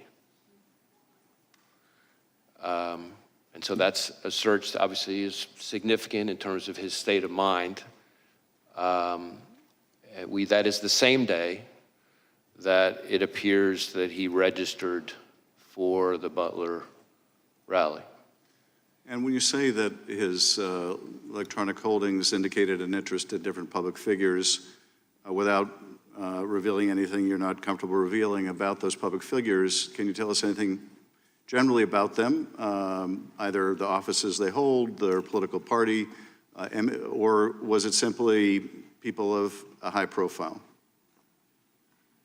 Well, a couple things. First, the images that we've recovered so far from, I can't remember which of his various devices, appeared to be what we call cached images from searches of news articles. So if you do a news article search, of course, if there are photos on it, those photos get stored automatically in your cache, as opposed to me searching or him searching for a specific person and getting up images of that person. As far as the pictures that are like that, there doesn't seem to be a whole lot of rhyme or reason to it so far, other than these are all prominent public people, but they cover both parties, they cover both U.S. people and even some foreign public officials. So that part doesn't appear to, that one repository of information doesn't appear to be overly indicative of motive other than interest in public figures, but that could be just because he was reading news stories. So we're still trying to drill into that. That's why all of these outstanding legal process returns that we're waiting on for various accounts, platforms, et cetera, you know, any one of them could be one that would have very indicative, very important information. If I could be permitted one very short additional question, Chairman. From that, any indication of any other particular target, that is someone who was not just sort of generically the subject of the searches you described, but for which there was more of an interest than others?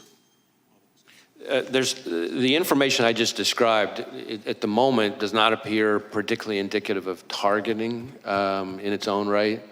But again, that dot, once we get other information, could connect in a way that might be more meaningful. But I'm sharing that piece of information with this committee and with the American public, but I think it's important that we put down a qualification. This does not appear to be some kind of target list or something like that. This is cached images from running searches of news stories. And again, there's nothing at the moment, there's no pattern from that particular piece of information that is overly remarkable so far. Thank you. Thank you, Chairman. Gentleman yields back. Gentleman from California is recognized. Mr. Director, you previously told us that you consider the situation on the southern border to be a massive security threat to our country. Is that still your assessment? I stand by my prior testimony, and in fact, just in the last month or so, we've done, conducted a significant series of arrests. I say we, our Joint Terrorism Task Force is working with ICE of a number of individuals with suspected international terrorism ties, and I have also been very vocal about the fact that and this is really since the last time I appeared before you, that we are increasingly concerned about the possibility not just of a foreign terrorist-inspired attack, which is very much a concern, but even the potential for a coordinated foreign terrorist attack, perhaps like what we've seen against the concert hall in Russia, for example, but just here in the United States. Well, the 19 suicide bombers who overstayed visas were responsible for 3,000 American deaths on 9/11. What's your best estimate of the number of foreign terrorists who are now in our country? I don't know that I could give you that number. What I can tell you is we have lots of foreign terrorism-related investigations, but that doesn't mean that all of them came in, illegally or anything like that. It seems to me that the simplest act of terrorism would be for dozens of guerrillas to attack low-security, high-density venues, for example, Friday night high school football games all across the country at the same hour with bombs and automatic weapons. That would produce thousands of casualties from coast to coast in a matter of minutes. How likely is such a scenario? Well, what you're describing would require, of course, a lot of coordination. But what I will tell you, and I think you're onto a particularly important point from my perspective, which is that unlike the 9/11 attacks, which, again, I was in FBI headquarters on the day of 9/11, and so I remember it vividly, and I've spent plenty of time in the period after that in my prior positions engaged with the families and the victims. But what we're seeing more and more with the foreign terrorist threat, and frankly also the domestic terrorism threat, is a focus on kind of like what you're talking about, well, what I would call soft targets, which is really for the American people's benefit, just intelligence community speak for where everyday people live their everyday lives. What terrorist groups have now infiltrated our country that you're tracking? Well, I don't know that I would say infiltrated. We have investigations as we speak that relate to ISIS and its affiliates. We have investigations as we speak that relate to Al-Qaeda. We have investigations as we speak that relate to Al-Shabaab. We have investigations as we speak that relate to the Iranian proxies, Hezbollah, and so frankly, even the IRGC Quds Force itself. What foreign criminal gangs are now in our country that you're most concerned with? Well, foreign criminal gangs, I mean, we obviously have investigations, a lot of investigations into, gangs like MS-13, for example, and some of its counterparts. Although I think if you were to talk to most chiefs and sheriffs like I'm doing every week, we shouldn't underestimate how prevalent neighborhood gangs are, really. It's a lot of the gang violence that... Well, I'm concerned about those that we've allowed in through the southern border and what threat they are now posing. Do you believe that the vetting performed at the southwest border is adequate to ensure that aliens with terrorist or criminal gang ties are not being released into the United States?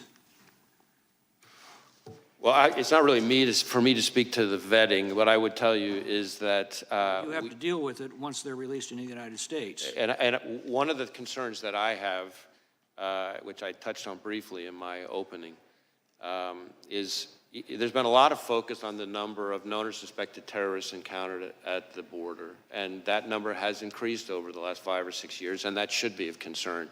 But frankly, to me, the bigger concern is individuals who weren't either weren't on the watch list at the time they came in because there wasn't information known yet that ties them to terrorism, and it's only after they get in that some new piece of information develops somewhere overseas, and now we know. That's a bigger concern. We've been warned that they basically vet against a blank sheet of paper. If they don't have a record in this country, Border Patrol probably doesn't have any record. They're released into the country, and you find out later of the dangers. Or if they use fake documents and there aren't biometrics to connect them.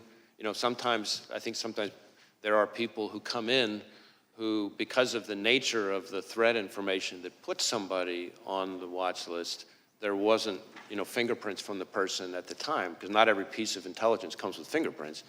So then the guy comes in using fake ID, and of course, there's no reason to connect them. And of course, the 2 million gotaways you know absolutely nothing about. Exactly. Well, I don't know about absolutely nothing, because we may come across them in other things. I mean, one of the key parts of our collective defense here is that we work with 800,000 sworn law enforcement across the country, and we train them on the right questions to ask and things like that, so that we can build in additional eyes and ears if they, do a traffic stop or whatever happens to be. We run a greater chance of leveraging all that to pick up people who may have slipped through the cracks. Gentleman yields back. The gentleman from California is recognized. Director, we're about 100 days until the election. Russia has attacked our democracy in past elections. Are they seeking to do it in this one? We assess that the Russian government continues to want to influence and in various ways interfere with our democracy, with our electoral process. In fact, just in the last few weeks, we announced a significant disruption of a generative AI-enhanced social media, bot farm, essentially, of the Russians that was designed to be an influence operation, and some of the fictitious profiles of those bots purported to be U.S. persons. So they're still at it. We've seen that in election cycle after election cycle. Do the Russians have a preferred candidate?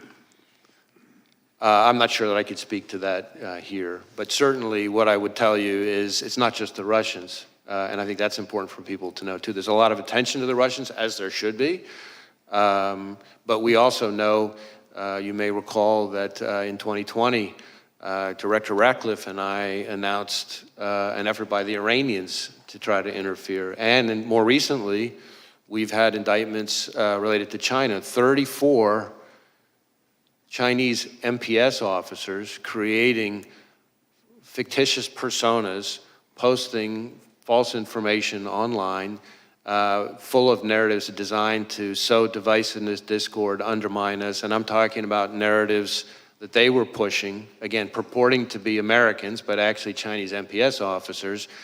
For example, trashing any suggestion that COVID came from a lab leak, or trashing U.S. law enforcement on the occasion of the anniversary of George Floyd's death. death. And shifting to the attempted assassination on the former president, I want to make it clear, in America, violence has never been the answer. Not on a certain day in January or a recent day in July. And I just want to go through the shooting just briefly with you. How many armed officers were within the perimeter, just ballpark figure? You know, that really goes to the security posture, which is the subject of the DHS Inspector General's review and the outside panel, independent panel that's Would you say probably more than 100, though? I have to believe that number, but I don't have that number at my fingertips. Our focus is on the shooter and his attack. And the shooter was able to get 8 shots off before he was killed? That's what it would appear, yes. Type of weapon used by the shooter was an assault rifle? Was an AR-style rifle. So that means one trigger pull, 1 round, is that right? Essentially. Do you like to shoot? Do I? Yeah. Yes. Do you know the difference between an AR and a bolt-action rifle? I'm not going to try to sit here and engage on sort of firearms expertise, but I've fired a variety of weapons. But had the shooter used a bolt-action rifle, would that have been one trigger pull, 1 round? That's my understanding. Would there had to have been more, well, on an assault rifle, trigger pull, round, bolt action, non-assault rifle, what's the difference? Is it faster, slower? He was able to get more rounds off more quickly than he would have with other kinds of weapons. And that's my point, is that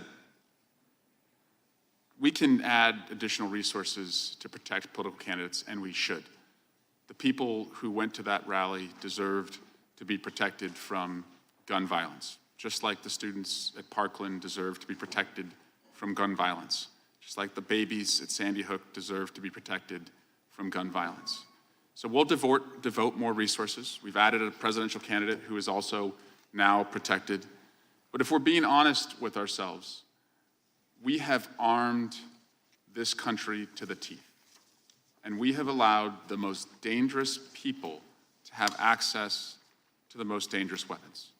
And I say that as a parent of a 7-year-old and a 5-year-old and a 2-year-old, the 2 oldest who have done multiple mass shooter drills in their classrooms. I say that as a brother to 2 police officers who walk a very violent beat. And I say that as an elected official who believes that my colleagues deserve to be as safe as I deserve to be when we are at political rallies. And so we really need to step back and think, if we allow these weapons to be in our country, can we truly protect our elected officials, and can we truly protect, most importantly, our children and the next generation? I yield back. Gentleman yields back. It is good to have Mr. Massey back with us today. Some of us had a chance to go to Kentucky over the last few weeks and visit with Thomas and his family and hear all kinds of wonderful stories about Rhonda. Amazing lady, gentle spirit, and we're glad to have Mr. Massey back with us. And the next 5 minutes belong to you, Congressman. Thank you, Chairman. Director Wray, how many counter snipers were present at the rally that day, and which of the counter snipers took the shot that took out the would-be assassin? I don't have the number of counter snipers. I know it was the Secret Service counter sniper who took the shot that eliminated the shooter. And we've conducted a number of interviews, including of him. So was it one of the 2 that we see in the videos on top of the roof, or was it a different location that was shot? I'm afraid I don't have that at my fingertips here. Okay. You mentioned that the would-be assassin bought a 5-foot ladder. You have credit card evidence of that. But it looks like on the scene there was a larger ladder that he might have used.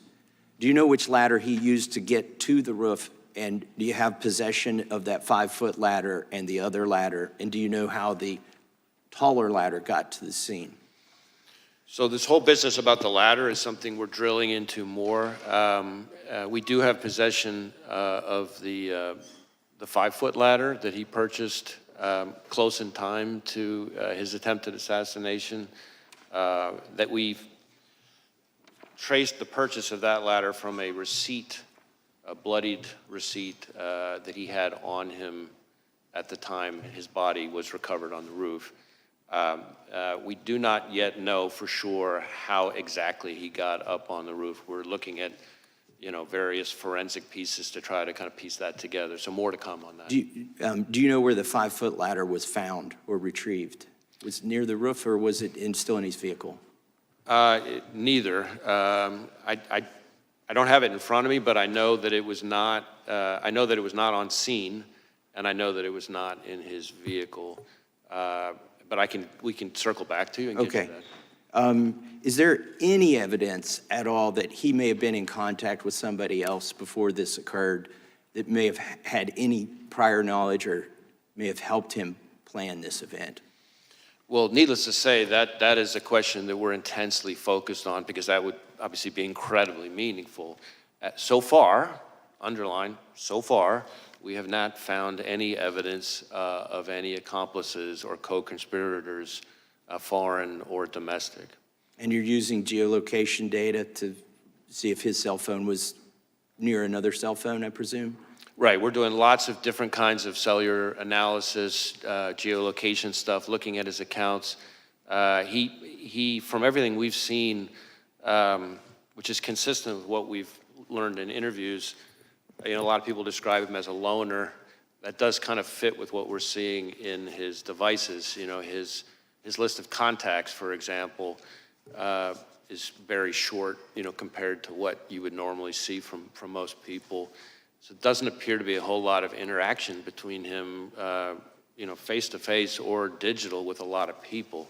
Okay, thank you. That doesn't mean there's not any, and that's why we're drilling into. We're trying to talk to anybody who's had any engagement with him whatsoever, digital, in person, classmates, coworkers, right, et cetera. Appreciate that. And now I want to talk about another possible assassination attempt, and I'll start by showing a video of President Biden, and this is from recently. This is in the last month, if we can play that. Gallows erected to hang the Vice President, Mike Pence. I think it's fair to say it's one of the darkest days in the history of America. Okay, and he's referring to January 6th. Were there gallows erected to hang Mike Pence, as the president says here? I'm not aware of any physical gallows. I can't remember whether, from a demonstration perspective, there may not have been some kind of replica or symbol of something like that. That's my impression. Can we show, can you raise that up so you can see it? It looks like there was some kind of prop that was built. The construction doesn't look like it lends itself to actually hanging somebody. It's more of a prop, I think, as you suggested, that was erected on January 6th. But if the president were correct, that these gallows were erected to hang Mike Pence, that would be a very serious allegation, wouldn't it? I would take it very seriously, yes.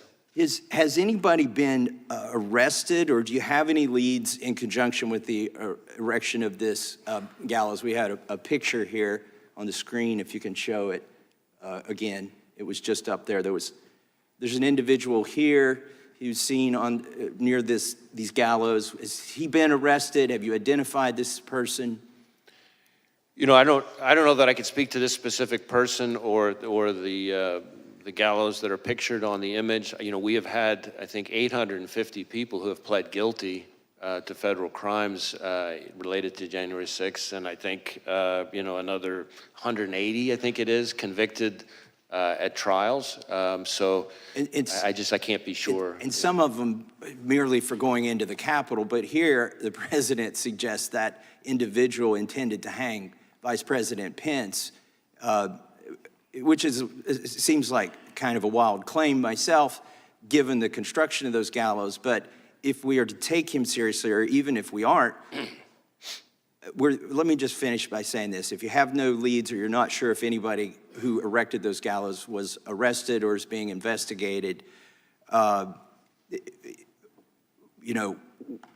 there any confidential human sources involved from the FBI or any other agency in the erection of that prop, those gallows? I'm not aware of anything like that. All right, thank you. I yield back. Gentleman yields back. Gentlelady from Washington is recognized. Thank you, Mr. Chairman. Welcome, Director Wray. Political violence of any kind is dangerous, unlawful, and totally unacceptable. Just as we all watched and then unequivocally condemned the attempted assassination attempt on our former president, I wish that we could all come together to unequivocally condemn the act of political violence on January 6th, instead of defending props that were used, that were harmful, dangerous props of gallows, attempting to show what people wanted to do to Vice President Pence. Extremists attempted to subvert our democracy in the worst assault on the U.S. Capitol since the War of 1812. Many of us were trapped in the gallery that day. We feared we would not make it out. Insurrectionists were chasing down former Speaker Nancy Pelosi and then Vice President Mike Pence. And I myself have been the direct target of political violence when an armed man with a gun showed up at my door, threatened me and my family, and we actually ended up having to move our home.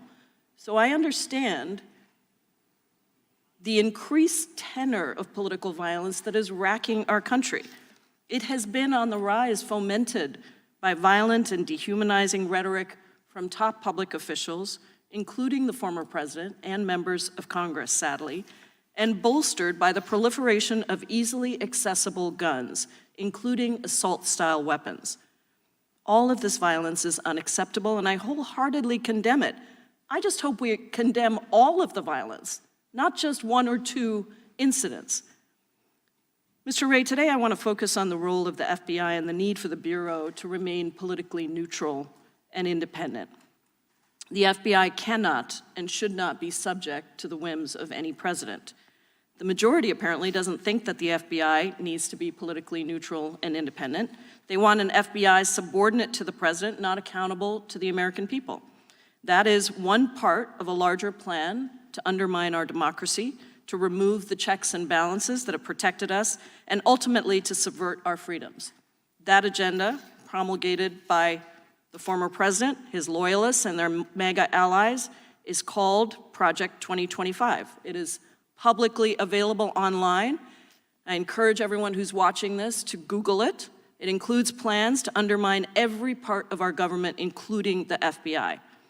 Trump's Project 2025 agenda says that the director of the FBI must not be independent of politics, but instead must do whatever the president orders.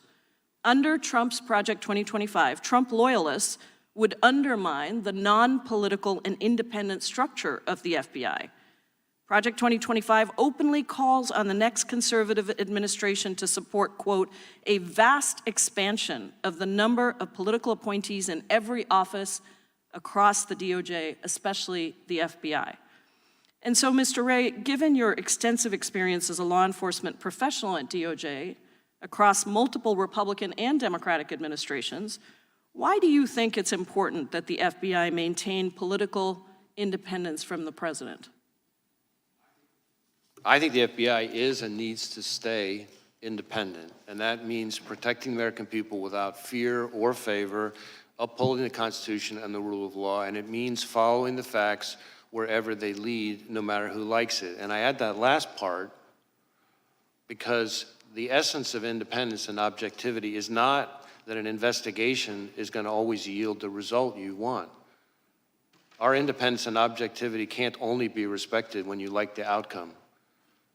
That's the very essence of objectivity. Sometimes you're going to like the result, sometimes you're not going to like the result. And that applies to everyone, including us. Any number of times we're disappointed and frustrated by the results of our investigations. But the alternative is an erosion of the rule of law, where the only thing that distinguishes one investigation from another is power. And that's what you see in some of authoritarian countries around the world. So I'm not familiar with this particular No, I didn't ask you to Project comment on that. 2025 No, thing. I don't know anything about it, but what I can tell you is, from my perspective, the FBI needs to be functioning as independent. Doesn't mean it's not part of the executive branch. It doesn't mean the FBI director doesn't serve at the pleasure of the president, but it does mean that the way we do our work has to be objective. Has to be independent. Yeah, thank you. I have another question about the role of attorneys at the FBI Office of General Counsel. How do we protect that work? I'm sorry, could you repeat the question? The role, what role do the attorneys at the FBI Office of General Counsel play in ensuring that the Bureau respects the constitutional rights of American citizens? How do we protect that work? So In my experience, the lawyers in the Office of General Counsel play an incredibly important role in ensuring that our agents have their questions about how to comply with the law and conducting their work answered, and ensuring that we conduct our work in the right way, which means scrupulously adhering to the laws and the rules that apply to us. I just wanted to say before I yield, Mr. Chairman, that the Project 2025 also eliminates the FBI's Office of General Counsel in-house lawyers who are responsible for that role. I appreciate your indulgence, and I yield back. Gentlelady yields back. Gentleman from Wisconsin's recognized. Yeah, thank you, Mr. Chairman. I think it was when you were here December of last year, Mr. Wray, that you said blinking lights were going off in regards to the southern border and what is happening down there. Has the border situation improved in terms of your assessment with the security of Americans since you were last here in December? Well, I guess a couple things, and I appreciate the question. So first, the blinking lights comment that I made refers more broadly to the threat environment that I'm seeing as FBI Director across a wide range of threats. Contributing to that in a variety of ways are the threats that emanate from the border. So it's not a comment just on the border issues, it's the threat environment that we face more broadly, in my experience in law enforcement. I am increasingly concerned that foreign terrorists could seek to exploit vulnerabilities at our southwest border or at other ports of entry or in other aspects of our immigration system to facilitate an attack here in the United States. I think that is something we have to be concerned about. There's been a lot of focus on numbers of this, numbers of that, and I understand that. But as I think was referenced in an earlier question, it doesn't take very many foreign terrorists to be a real problem. We had 19 hijackers responsible for the 9/11 attacks. And we just not that long ago had a case, some of the members of the committee will remember, where we charged an individual for trying to smuggle individuals in to assassinate former President Bush. Are you concerned that the Border Patrol chief, former Border Patrol chief Rodney Scott, said that he was concerned about very, very minuscule data that they were receiving? So there's all this, we are told that illegal aliens are vetted against databases, but oftentimes they're doing biometrics as they come into this country, but not looking behind it in their home countries. Does that concern you when there's not a review done in the home country? Well, we certainly need as much help as we can get from the countries of origin of these people. And when I say origin, not just where they come from originally, but countries they've come through. And the biometric enrollment piece is, of course, an important one. We have situations where even if... Are we doing a thorough enough job of reviewing them, their actions, and their lives in their home countries before they came here? Well, I mean, we need more help from our foreign partners. There's no question about that. And I think that's an important part of it. How about our domestic partners, like the CIA and others that are supposed to protect us? So there's been a lot of discussion, of course, over the last several years about the pivot to what's called the hard targets, right? The understandable focus, which I support, of focusing on the threat posed by China and Russia and Iran. But with that comes, if you look at, for example, the withdrawal from Afghanistan, we start to lose sources of information about foreign terrorist threats from overseas, and that is a concern to me. Yeah, my time's running out. Has Vice President Harris met with you in regards to the border? Well, I've been in meetings that have included the Vice President that have in different ways touched on border issues. Has she issues. specifically asked you for a meeting in regards to the threat that is at the border? You know, I'm not going to get into sort of specific meetings, but I can tell you that I've been in meetings that have included, among other people, the Vice President that touch on border security issues. Did she ask you questions about what you thought needed to be done in regards to reducing this threat to the American people? You know, I really can't get into specific conversations. Is support for President Trump a security concern within the FBI?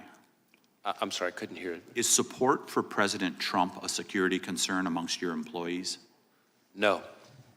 Is objection to the COVID-19 vaccine a security threat? Not from my perspective. Who improved what is termed the Trump questionnaire within the FBI that was done by SIIS? Dina Perkins, Jeffrey Ventry were behind it. Who was responsible for that? And did you know that there was a Trump questionnaire out there?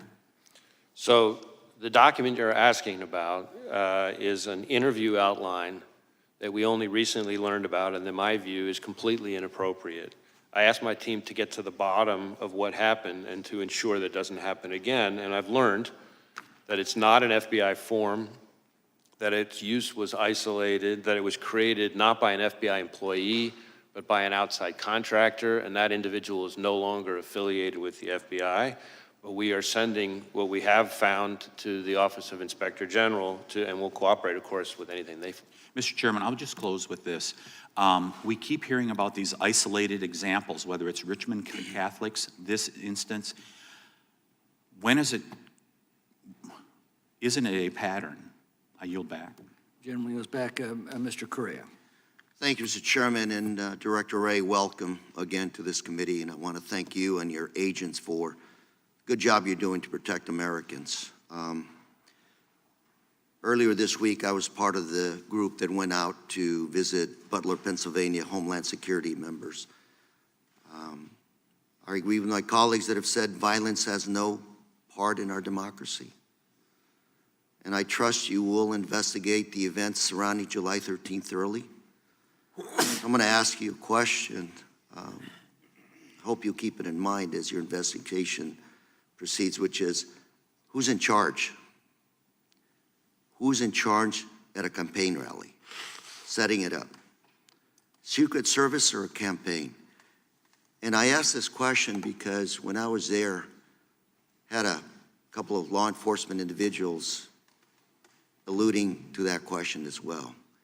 They gave me an example. They said, if a Secret Service says you need to set up a line of dump trucks behind the stage to protect the candidate, and the campaign says that's bad optics, who ends up winning the debate? So my question is, who's in charge?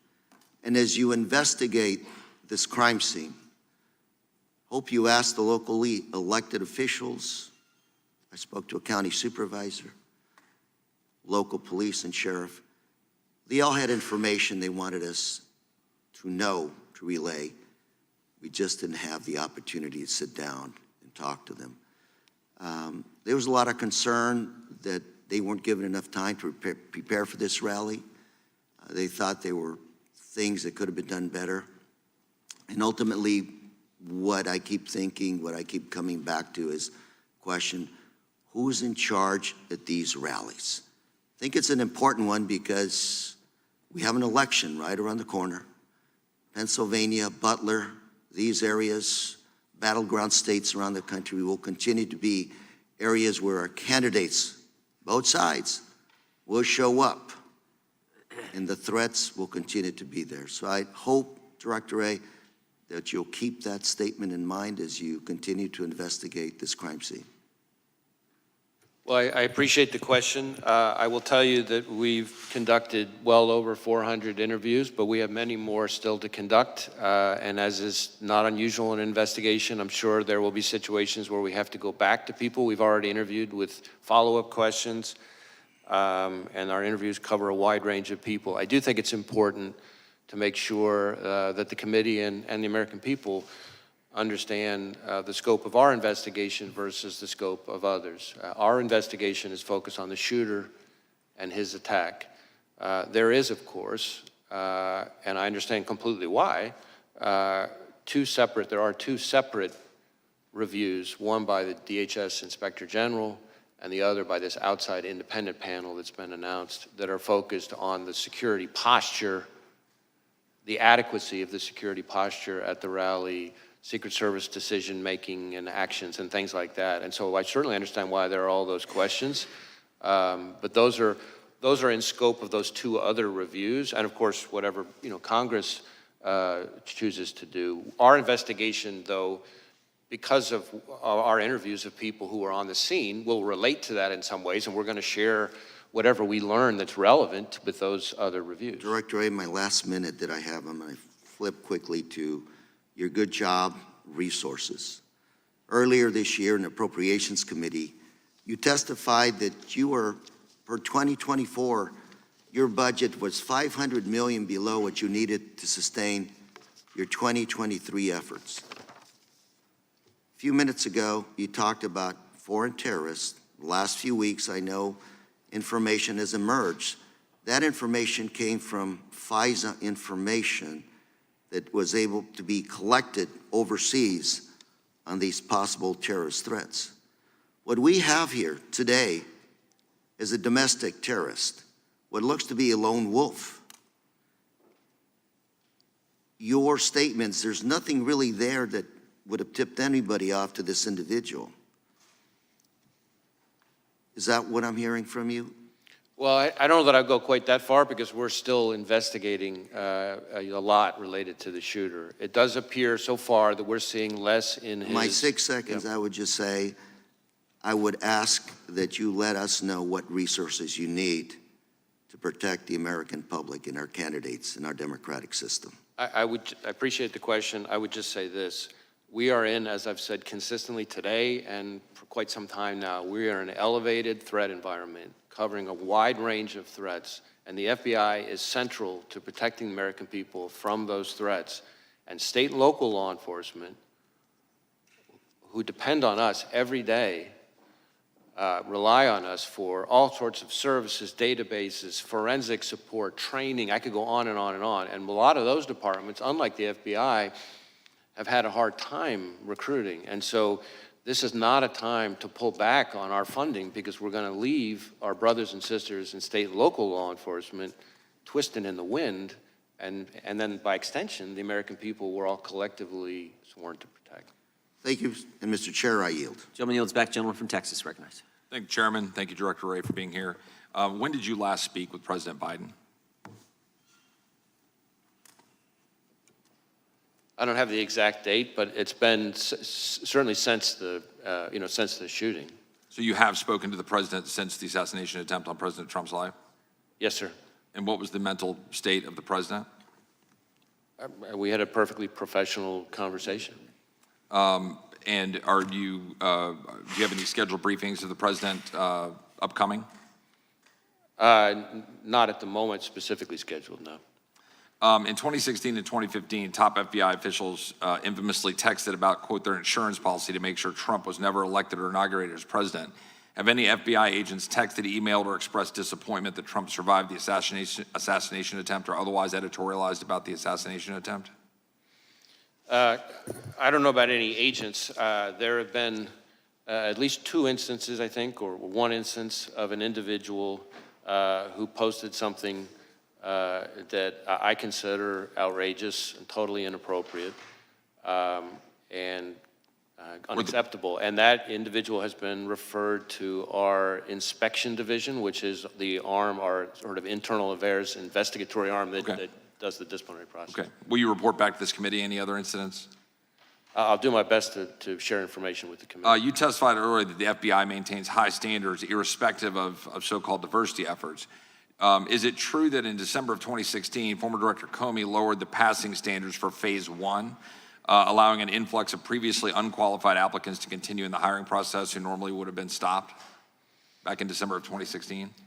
Yeah, I can't speak to Director Comey's what were the changes. I can tell you that at least since I've been director, changes that we have made to... Well, we're standing on a specific question. Were standards changed? Phase 1, this is a specific part of the process. Were they changed in 2016? Well, I don't recall if they were changed in 2016. Obviously, I started, as your question presupposes, after that. What I can tell you is, since that time, we have made changes to various phases of the process, but none of them, this is important, none of them lowered the standards. In fact, if anything, they actually increased. Are you familiar with reporting that we have, and we've asked questions to you about this, I'm not sure the result of the questions, that to more, quote, easily accommodate a large pool of available applicants, FBI special agent hiring standards have been relaxed and requirements measurably lowered. This according to a group of former agents who have testified about this and written a report and submitted it to Congress. In addition, specifically, minority people with 20-year careers, one in particular, a minority served for more than 20 years, wrote in this report and submitted it to Congress saying that these standards were in fact lowered, and that in fact, if you were hiring, you were moved off of hiring if you put quality above these kinds of DEI requirements. Do you reject this report? And do you have comments on this report? I haven't read. You're aware of the report. I'm aware of the report. I know that I've read every detail of it, but I can tell you that the claim that we have lowered our standards to be less selective and less competitive is not accurate. So do you believe these former agents are lying to Congress when they submit a report to Congress stipulating and suggesting otherwise? Or are you saying that they are lying? I'm saying they're mistaken. Okay, but they're affirmatively on the record. They're telling us and submitting a report to Congress saying that those facts are directly in contradicting what you're testifying here today. So I just want to be clear so we know we're saying that they are submitting evidence to our record to the contrary that you say is untruthful. I encounter all the time when I travel around the country and have conversations with our agents, and one of the things I try to do is have meetings with some of the longer serving agents without executive management. That's okay. My only question is and my point here's the implication is it's untruthful. So but I need to move on. I got 1 minute left. Are you familiar with the case of Paulette Harlow? She's a 75-year-old elderly woman from Massachusetts with a debilitating medical condition. She was prosecuted for violating the FACE Act and sentenced to 2 years in prison. She has to go to Texas in 2 weeks. She was praying at an abortion clinic in Washington, D.C. The FBI interrogated and investigated her. Do you think it is appropriate for a 75-year-old woman who is praying at a clinic in D.C. to be put in prison for 2 years for that activity? Just a simple question. Do you think that's appropriate? I'm not familiar with the specific case. You're not familiar with that case. It's been significantly in the headlines, but you don't know how to comment on that case, that it's appropriate for a 75-year-old woman to be put in prison for 2 years for praying at a clinic. Again, since I'm not familiar with the case, I don't want to start weighing in because I don't know all the facts. But what I can tell you is that when it comes to FACE Act enforcement and abortion-related violent extremism, I think one of the things that gets lost, and I appreciate the opportunity to clarify it, is that really since the Dobbs decision, actually more of our abortion-related violent extremism investigations have focused on violence against pro-life facilities as opposed to the other way around. And we've had a number of investigations. We're using FACE Act resources and our JTTFs. We're still waiting on responses on letters that we've sent indicating the data to the contrary, that there's been significant amount of efforts in targeting of people who are pro-life versus who go to clinics, and that they've been prosecuted, like this case, a 75-year-old woman who is now going to jail in Texas for 2 years because she was praying at a clinic in Washington, D.C. And we've submitted questions on that, and I'd appreciate a response on it. I yield back. Gentleman yields back. Gentlelady from Pennsylvania is recognized. Thank you so much, and thank you, Director Wray, for being here and for the work that your team does, as well as for sharing the information that you've been able to today. You just got a couple questions about that seem to imply that there was some problem with the FBI's diversity efforts, and certainly the 1950s version of the FBI was singularly Caucasian male agents, et cetera. Is the FBI a better force for having a diverse range of employees and agents? I think diversity makes us better, but like everything else, it has to be done the right way. I think we can have a more diverse workforce and do it without lowering our standards, and that's, in my view, what we've done. And you haven't lowered standards at the FBI? We have not. I repeatedly come across people who are confused about different parts of that, and I appreciate the opportunity to set that straight. Thank you. Yeah, I think we're all concerned here as we've seen the rollout of this Project 2025 that purports to try to eliminate any reference to diversity efforts across the entire federal government. So it is sort of a top-of-mind concern as it's threatening to become reality. So what I did want to talk about today is something some of my colleagues have mentioned, which is the normalization of threats and violence against public servants at all levels, whether it's election workers or school officials, elected officials and their families, judges, federal law enforcement agents, and others. To be clear, I think it's very clear that the majority of Americans wholeheartedly condemn any sort of political violence and understand that it's not legitimate discourse and that it has no place in our civic life. But words do matter, and they have consequences, particularly when uttered by people in positions of leadership. So that's why I remain very concerned by the willingness of some members of Congress to repeat disinformation and conspiracy theories that undermine trust in our public institutions, which serve all Americans. And when elected officials embrace overheated or fact-free rhetoric, it becomes dangerous. I have been heartened, as many national leaders have unequivocally condemned calls to violence, and I would urge all members of this body to do so and continue to do so, regardless of the party affiliation of the perpetrators or the targets of such threats. You and our other national security officials have repeatedly warned us that foreign actors are actively working to spread disinformation, to influence our elections and discredit our public institutions, and we shouldn't be aiding and abetting them.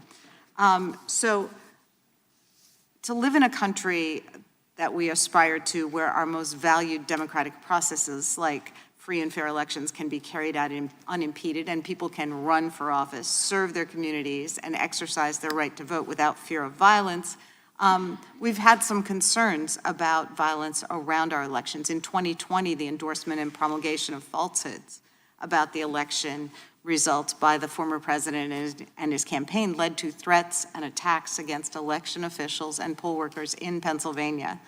And those falsehoods also wasted millions of taxpayer dollars on frivolous lawsuits and extraordinary security costs. So as we're again approaching November, we want to ensure that those who implement and defend our elections, our neighbors and our nonpartisan civil servants, can do that important work free from conspiracy theories and threats. So we know our local law enforcement across Pennsylvania are preparing for some disruption and threats because while Pennsylvania may be a battleground state in the upcoming election, that battle should obviously be a war of words over policy and the vision we're charting for our country's future, not an actual civil war. So how is the FBI working with state and local law enforcement to prevent and respond to election-related violence, particularly against election workers? So in a variety of ways, we're partnering with state and local law enforcement. Obviously, the physical security in the first instance, in most of the respects you're talking about, is in the ordinary course, the responsibility of state and local law enforcement. But we play an important role in a number of ways. So we share, threat bulletins, information like that about things to be on the lookout for, things we're seeing.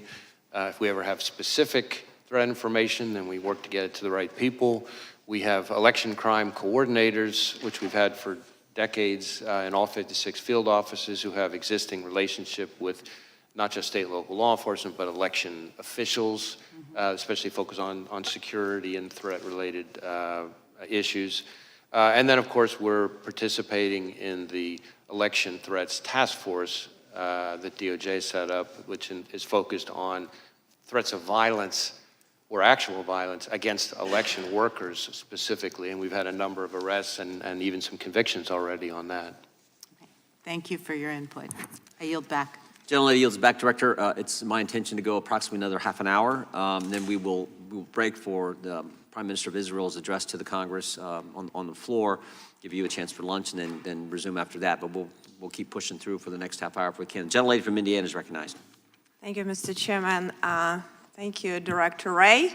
I think you have a little bit better tone in conversation, so I appreciate it, and answer some questions, so I appreciate it. Hopefully you'll answer also on 2 letters that I sent you over a year ago, one related to Durham report, and the other one related to Russian-infiltrated SBU that collaborated with FBI. So hopefully we'll get these answers, and hopefully we'll start doing authorization. Don't you think doing authorization would help us to get better answers? Congress should probably work in authorizing your agency. Don't you agree with that? We work very hard to try to get information to this committee and to other committees. But authorizing spending probably would be a good thing for us to do. Don't you agree? Oh, I'm sorry, authorizing what? Our spending, not just doing appropriating, but actually doing authorization of spending through this committee. Yes. Okay, thank you. We might start doing that. But we can talk about, and a lot of my colleagues on the other side, AR-15 gets a lot of bad rap, like to bring it up, this issue. But really, there are a lot of hunting rifles that probably, maybe even more accurate than a lot of ARs. And don't you agree, we have like millions, right? Don't you agree, we have millions of rifles owned by law-abiding Americans. So do you think we should be taking them millions of rifles from law-abiding Americans? What do you think about that? Would that be something feasible, and really we should be doing that? Well, again, I'm not going to be addressing anybody's specific legislative proposal. From our perspective, from the FBI's perspective, the concern is any dangerous weapon in the wrong hands. But all weapons in the are hands dangerous. of the wrong person. But all weapons are dangerous, right? I'm sorry? All weapons are dangerous. Knives are dangerous, Sure. explosives are dangerous. There are a lot of weapons are by their very Yeah, but are we going to be definition confiscating, hunting rifles and rifles for millions of Americans? Do you think it's even feasible to do something like that from law-abiding citizens? It's not something I'm advocating.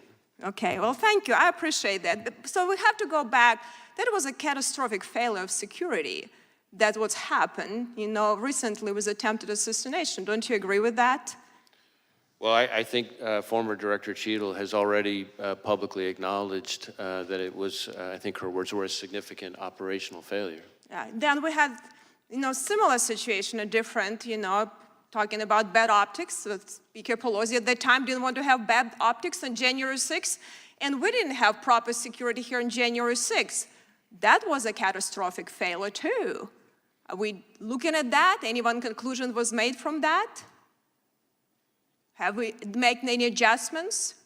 Because I know a lot of people, got hurt now just being here. It was a lot of cases bringing up the Department of Justice, and a lot of them were really just law-abiding Americans that really just upset with the government, and they have a reason to do it. So I think we need to think about it before we prosecute, or instead of actually, looking how we can deal with real criminals and how we can have a proper security when we have events with so many people there. So did you have confidential human sources? I think you never answered that question on January 6th in the Capitol. Did you have some? I'm sorry, what's the Confidential human sources. Did you have them on January 6th in the Capitol? Well, again, I'm never going to be getting into when and where we Okay, have or have not used confidential human sources. But are you willing to stand the record that you had no confidential human sources that went into Capitol on January 6th? as I've said consistently, I'm not going to get into where we have or have not used confidential human sources. I can tell you that if you are asking if the violence at the Capitol on January 6th was part of some operation orchestrated by FBI sources or agents, the answer is no. No, I didn't ask you that. I asked, people. so did you investigate any confidential human sources? Did you do any investigation and looking at that? So you're not answering if you had any or not. So if you had potentially, did you do anything you needed to make sure to investigate that none of your sources did anything wrong? If they did wrong, they were prosecuted the same way, like you're trying to prosecute a lot of people that really, even in Supreme Court ruled recently that some unconstitutional charges. Let me just add that there have now been, I think, 180 individuals who've gone to trial, in addition to the 850 who've pled guilty. Right, but I think the problem is you put these charges, a lot of people would put guilty. But let me say just quickly, because I only have 10 seconds, really. So I hope you will take seriously what you're doing. You know, related to the border security is also a crisis. You know, your vice president was a lead-in on that. She initiated meetings with you to lead, like weekly or monthly meeting where she actually get briefings from you as a leading border czar that had that function. Have you had that? Has she initiated any meetings on a regular basis with you? Again, gentlelady's time has expired. The gentleman can respond. Right. On this issue of confidential human sources, number one, I will say there is a DOJ OIG review that's underway that I think addresses some of these kinds of topics, I believe, but I won't speak for the Inspector General. Second, as to this suggestion, which I've heard all too many times, that somehow January 6th was orchestrated by FBI agents or sources, I will note that in addition to my prior comments, that there have now been 850-ish individuals who've pled guilty, another 180 who've gone to trial. They've all had access to defense counsel, discovery, all the things the Constitution and the rules provide them. It's been in front of something like 15 different judges, I think dozens of juries, and not one has given credence to this notion. And that's the end of our live special coverage of FBI Director Christopher Wray's testimony before Congress. For more on that hearing, please visit our website at ntd.com. And be sure to stick around for NTD Newsroom at 2 p.m. Eastern. We'll broadcast live the speech of Israeli Prime Minister Benjamin Netanyahu to the U.S. Congress. We'll also have live coverage of President Biden's address to the nation tonight at 8 p.m. Eastern, so stay tuned for all of that. All right.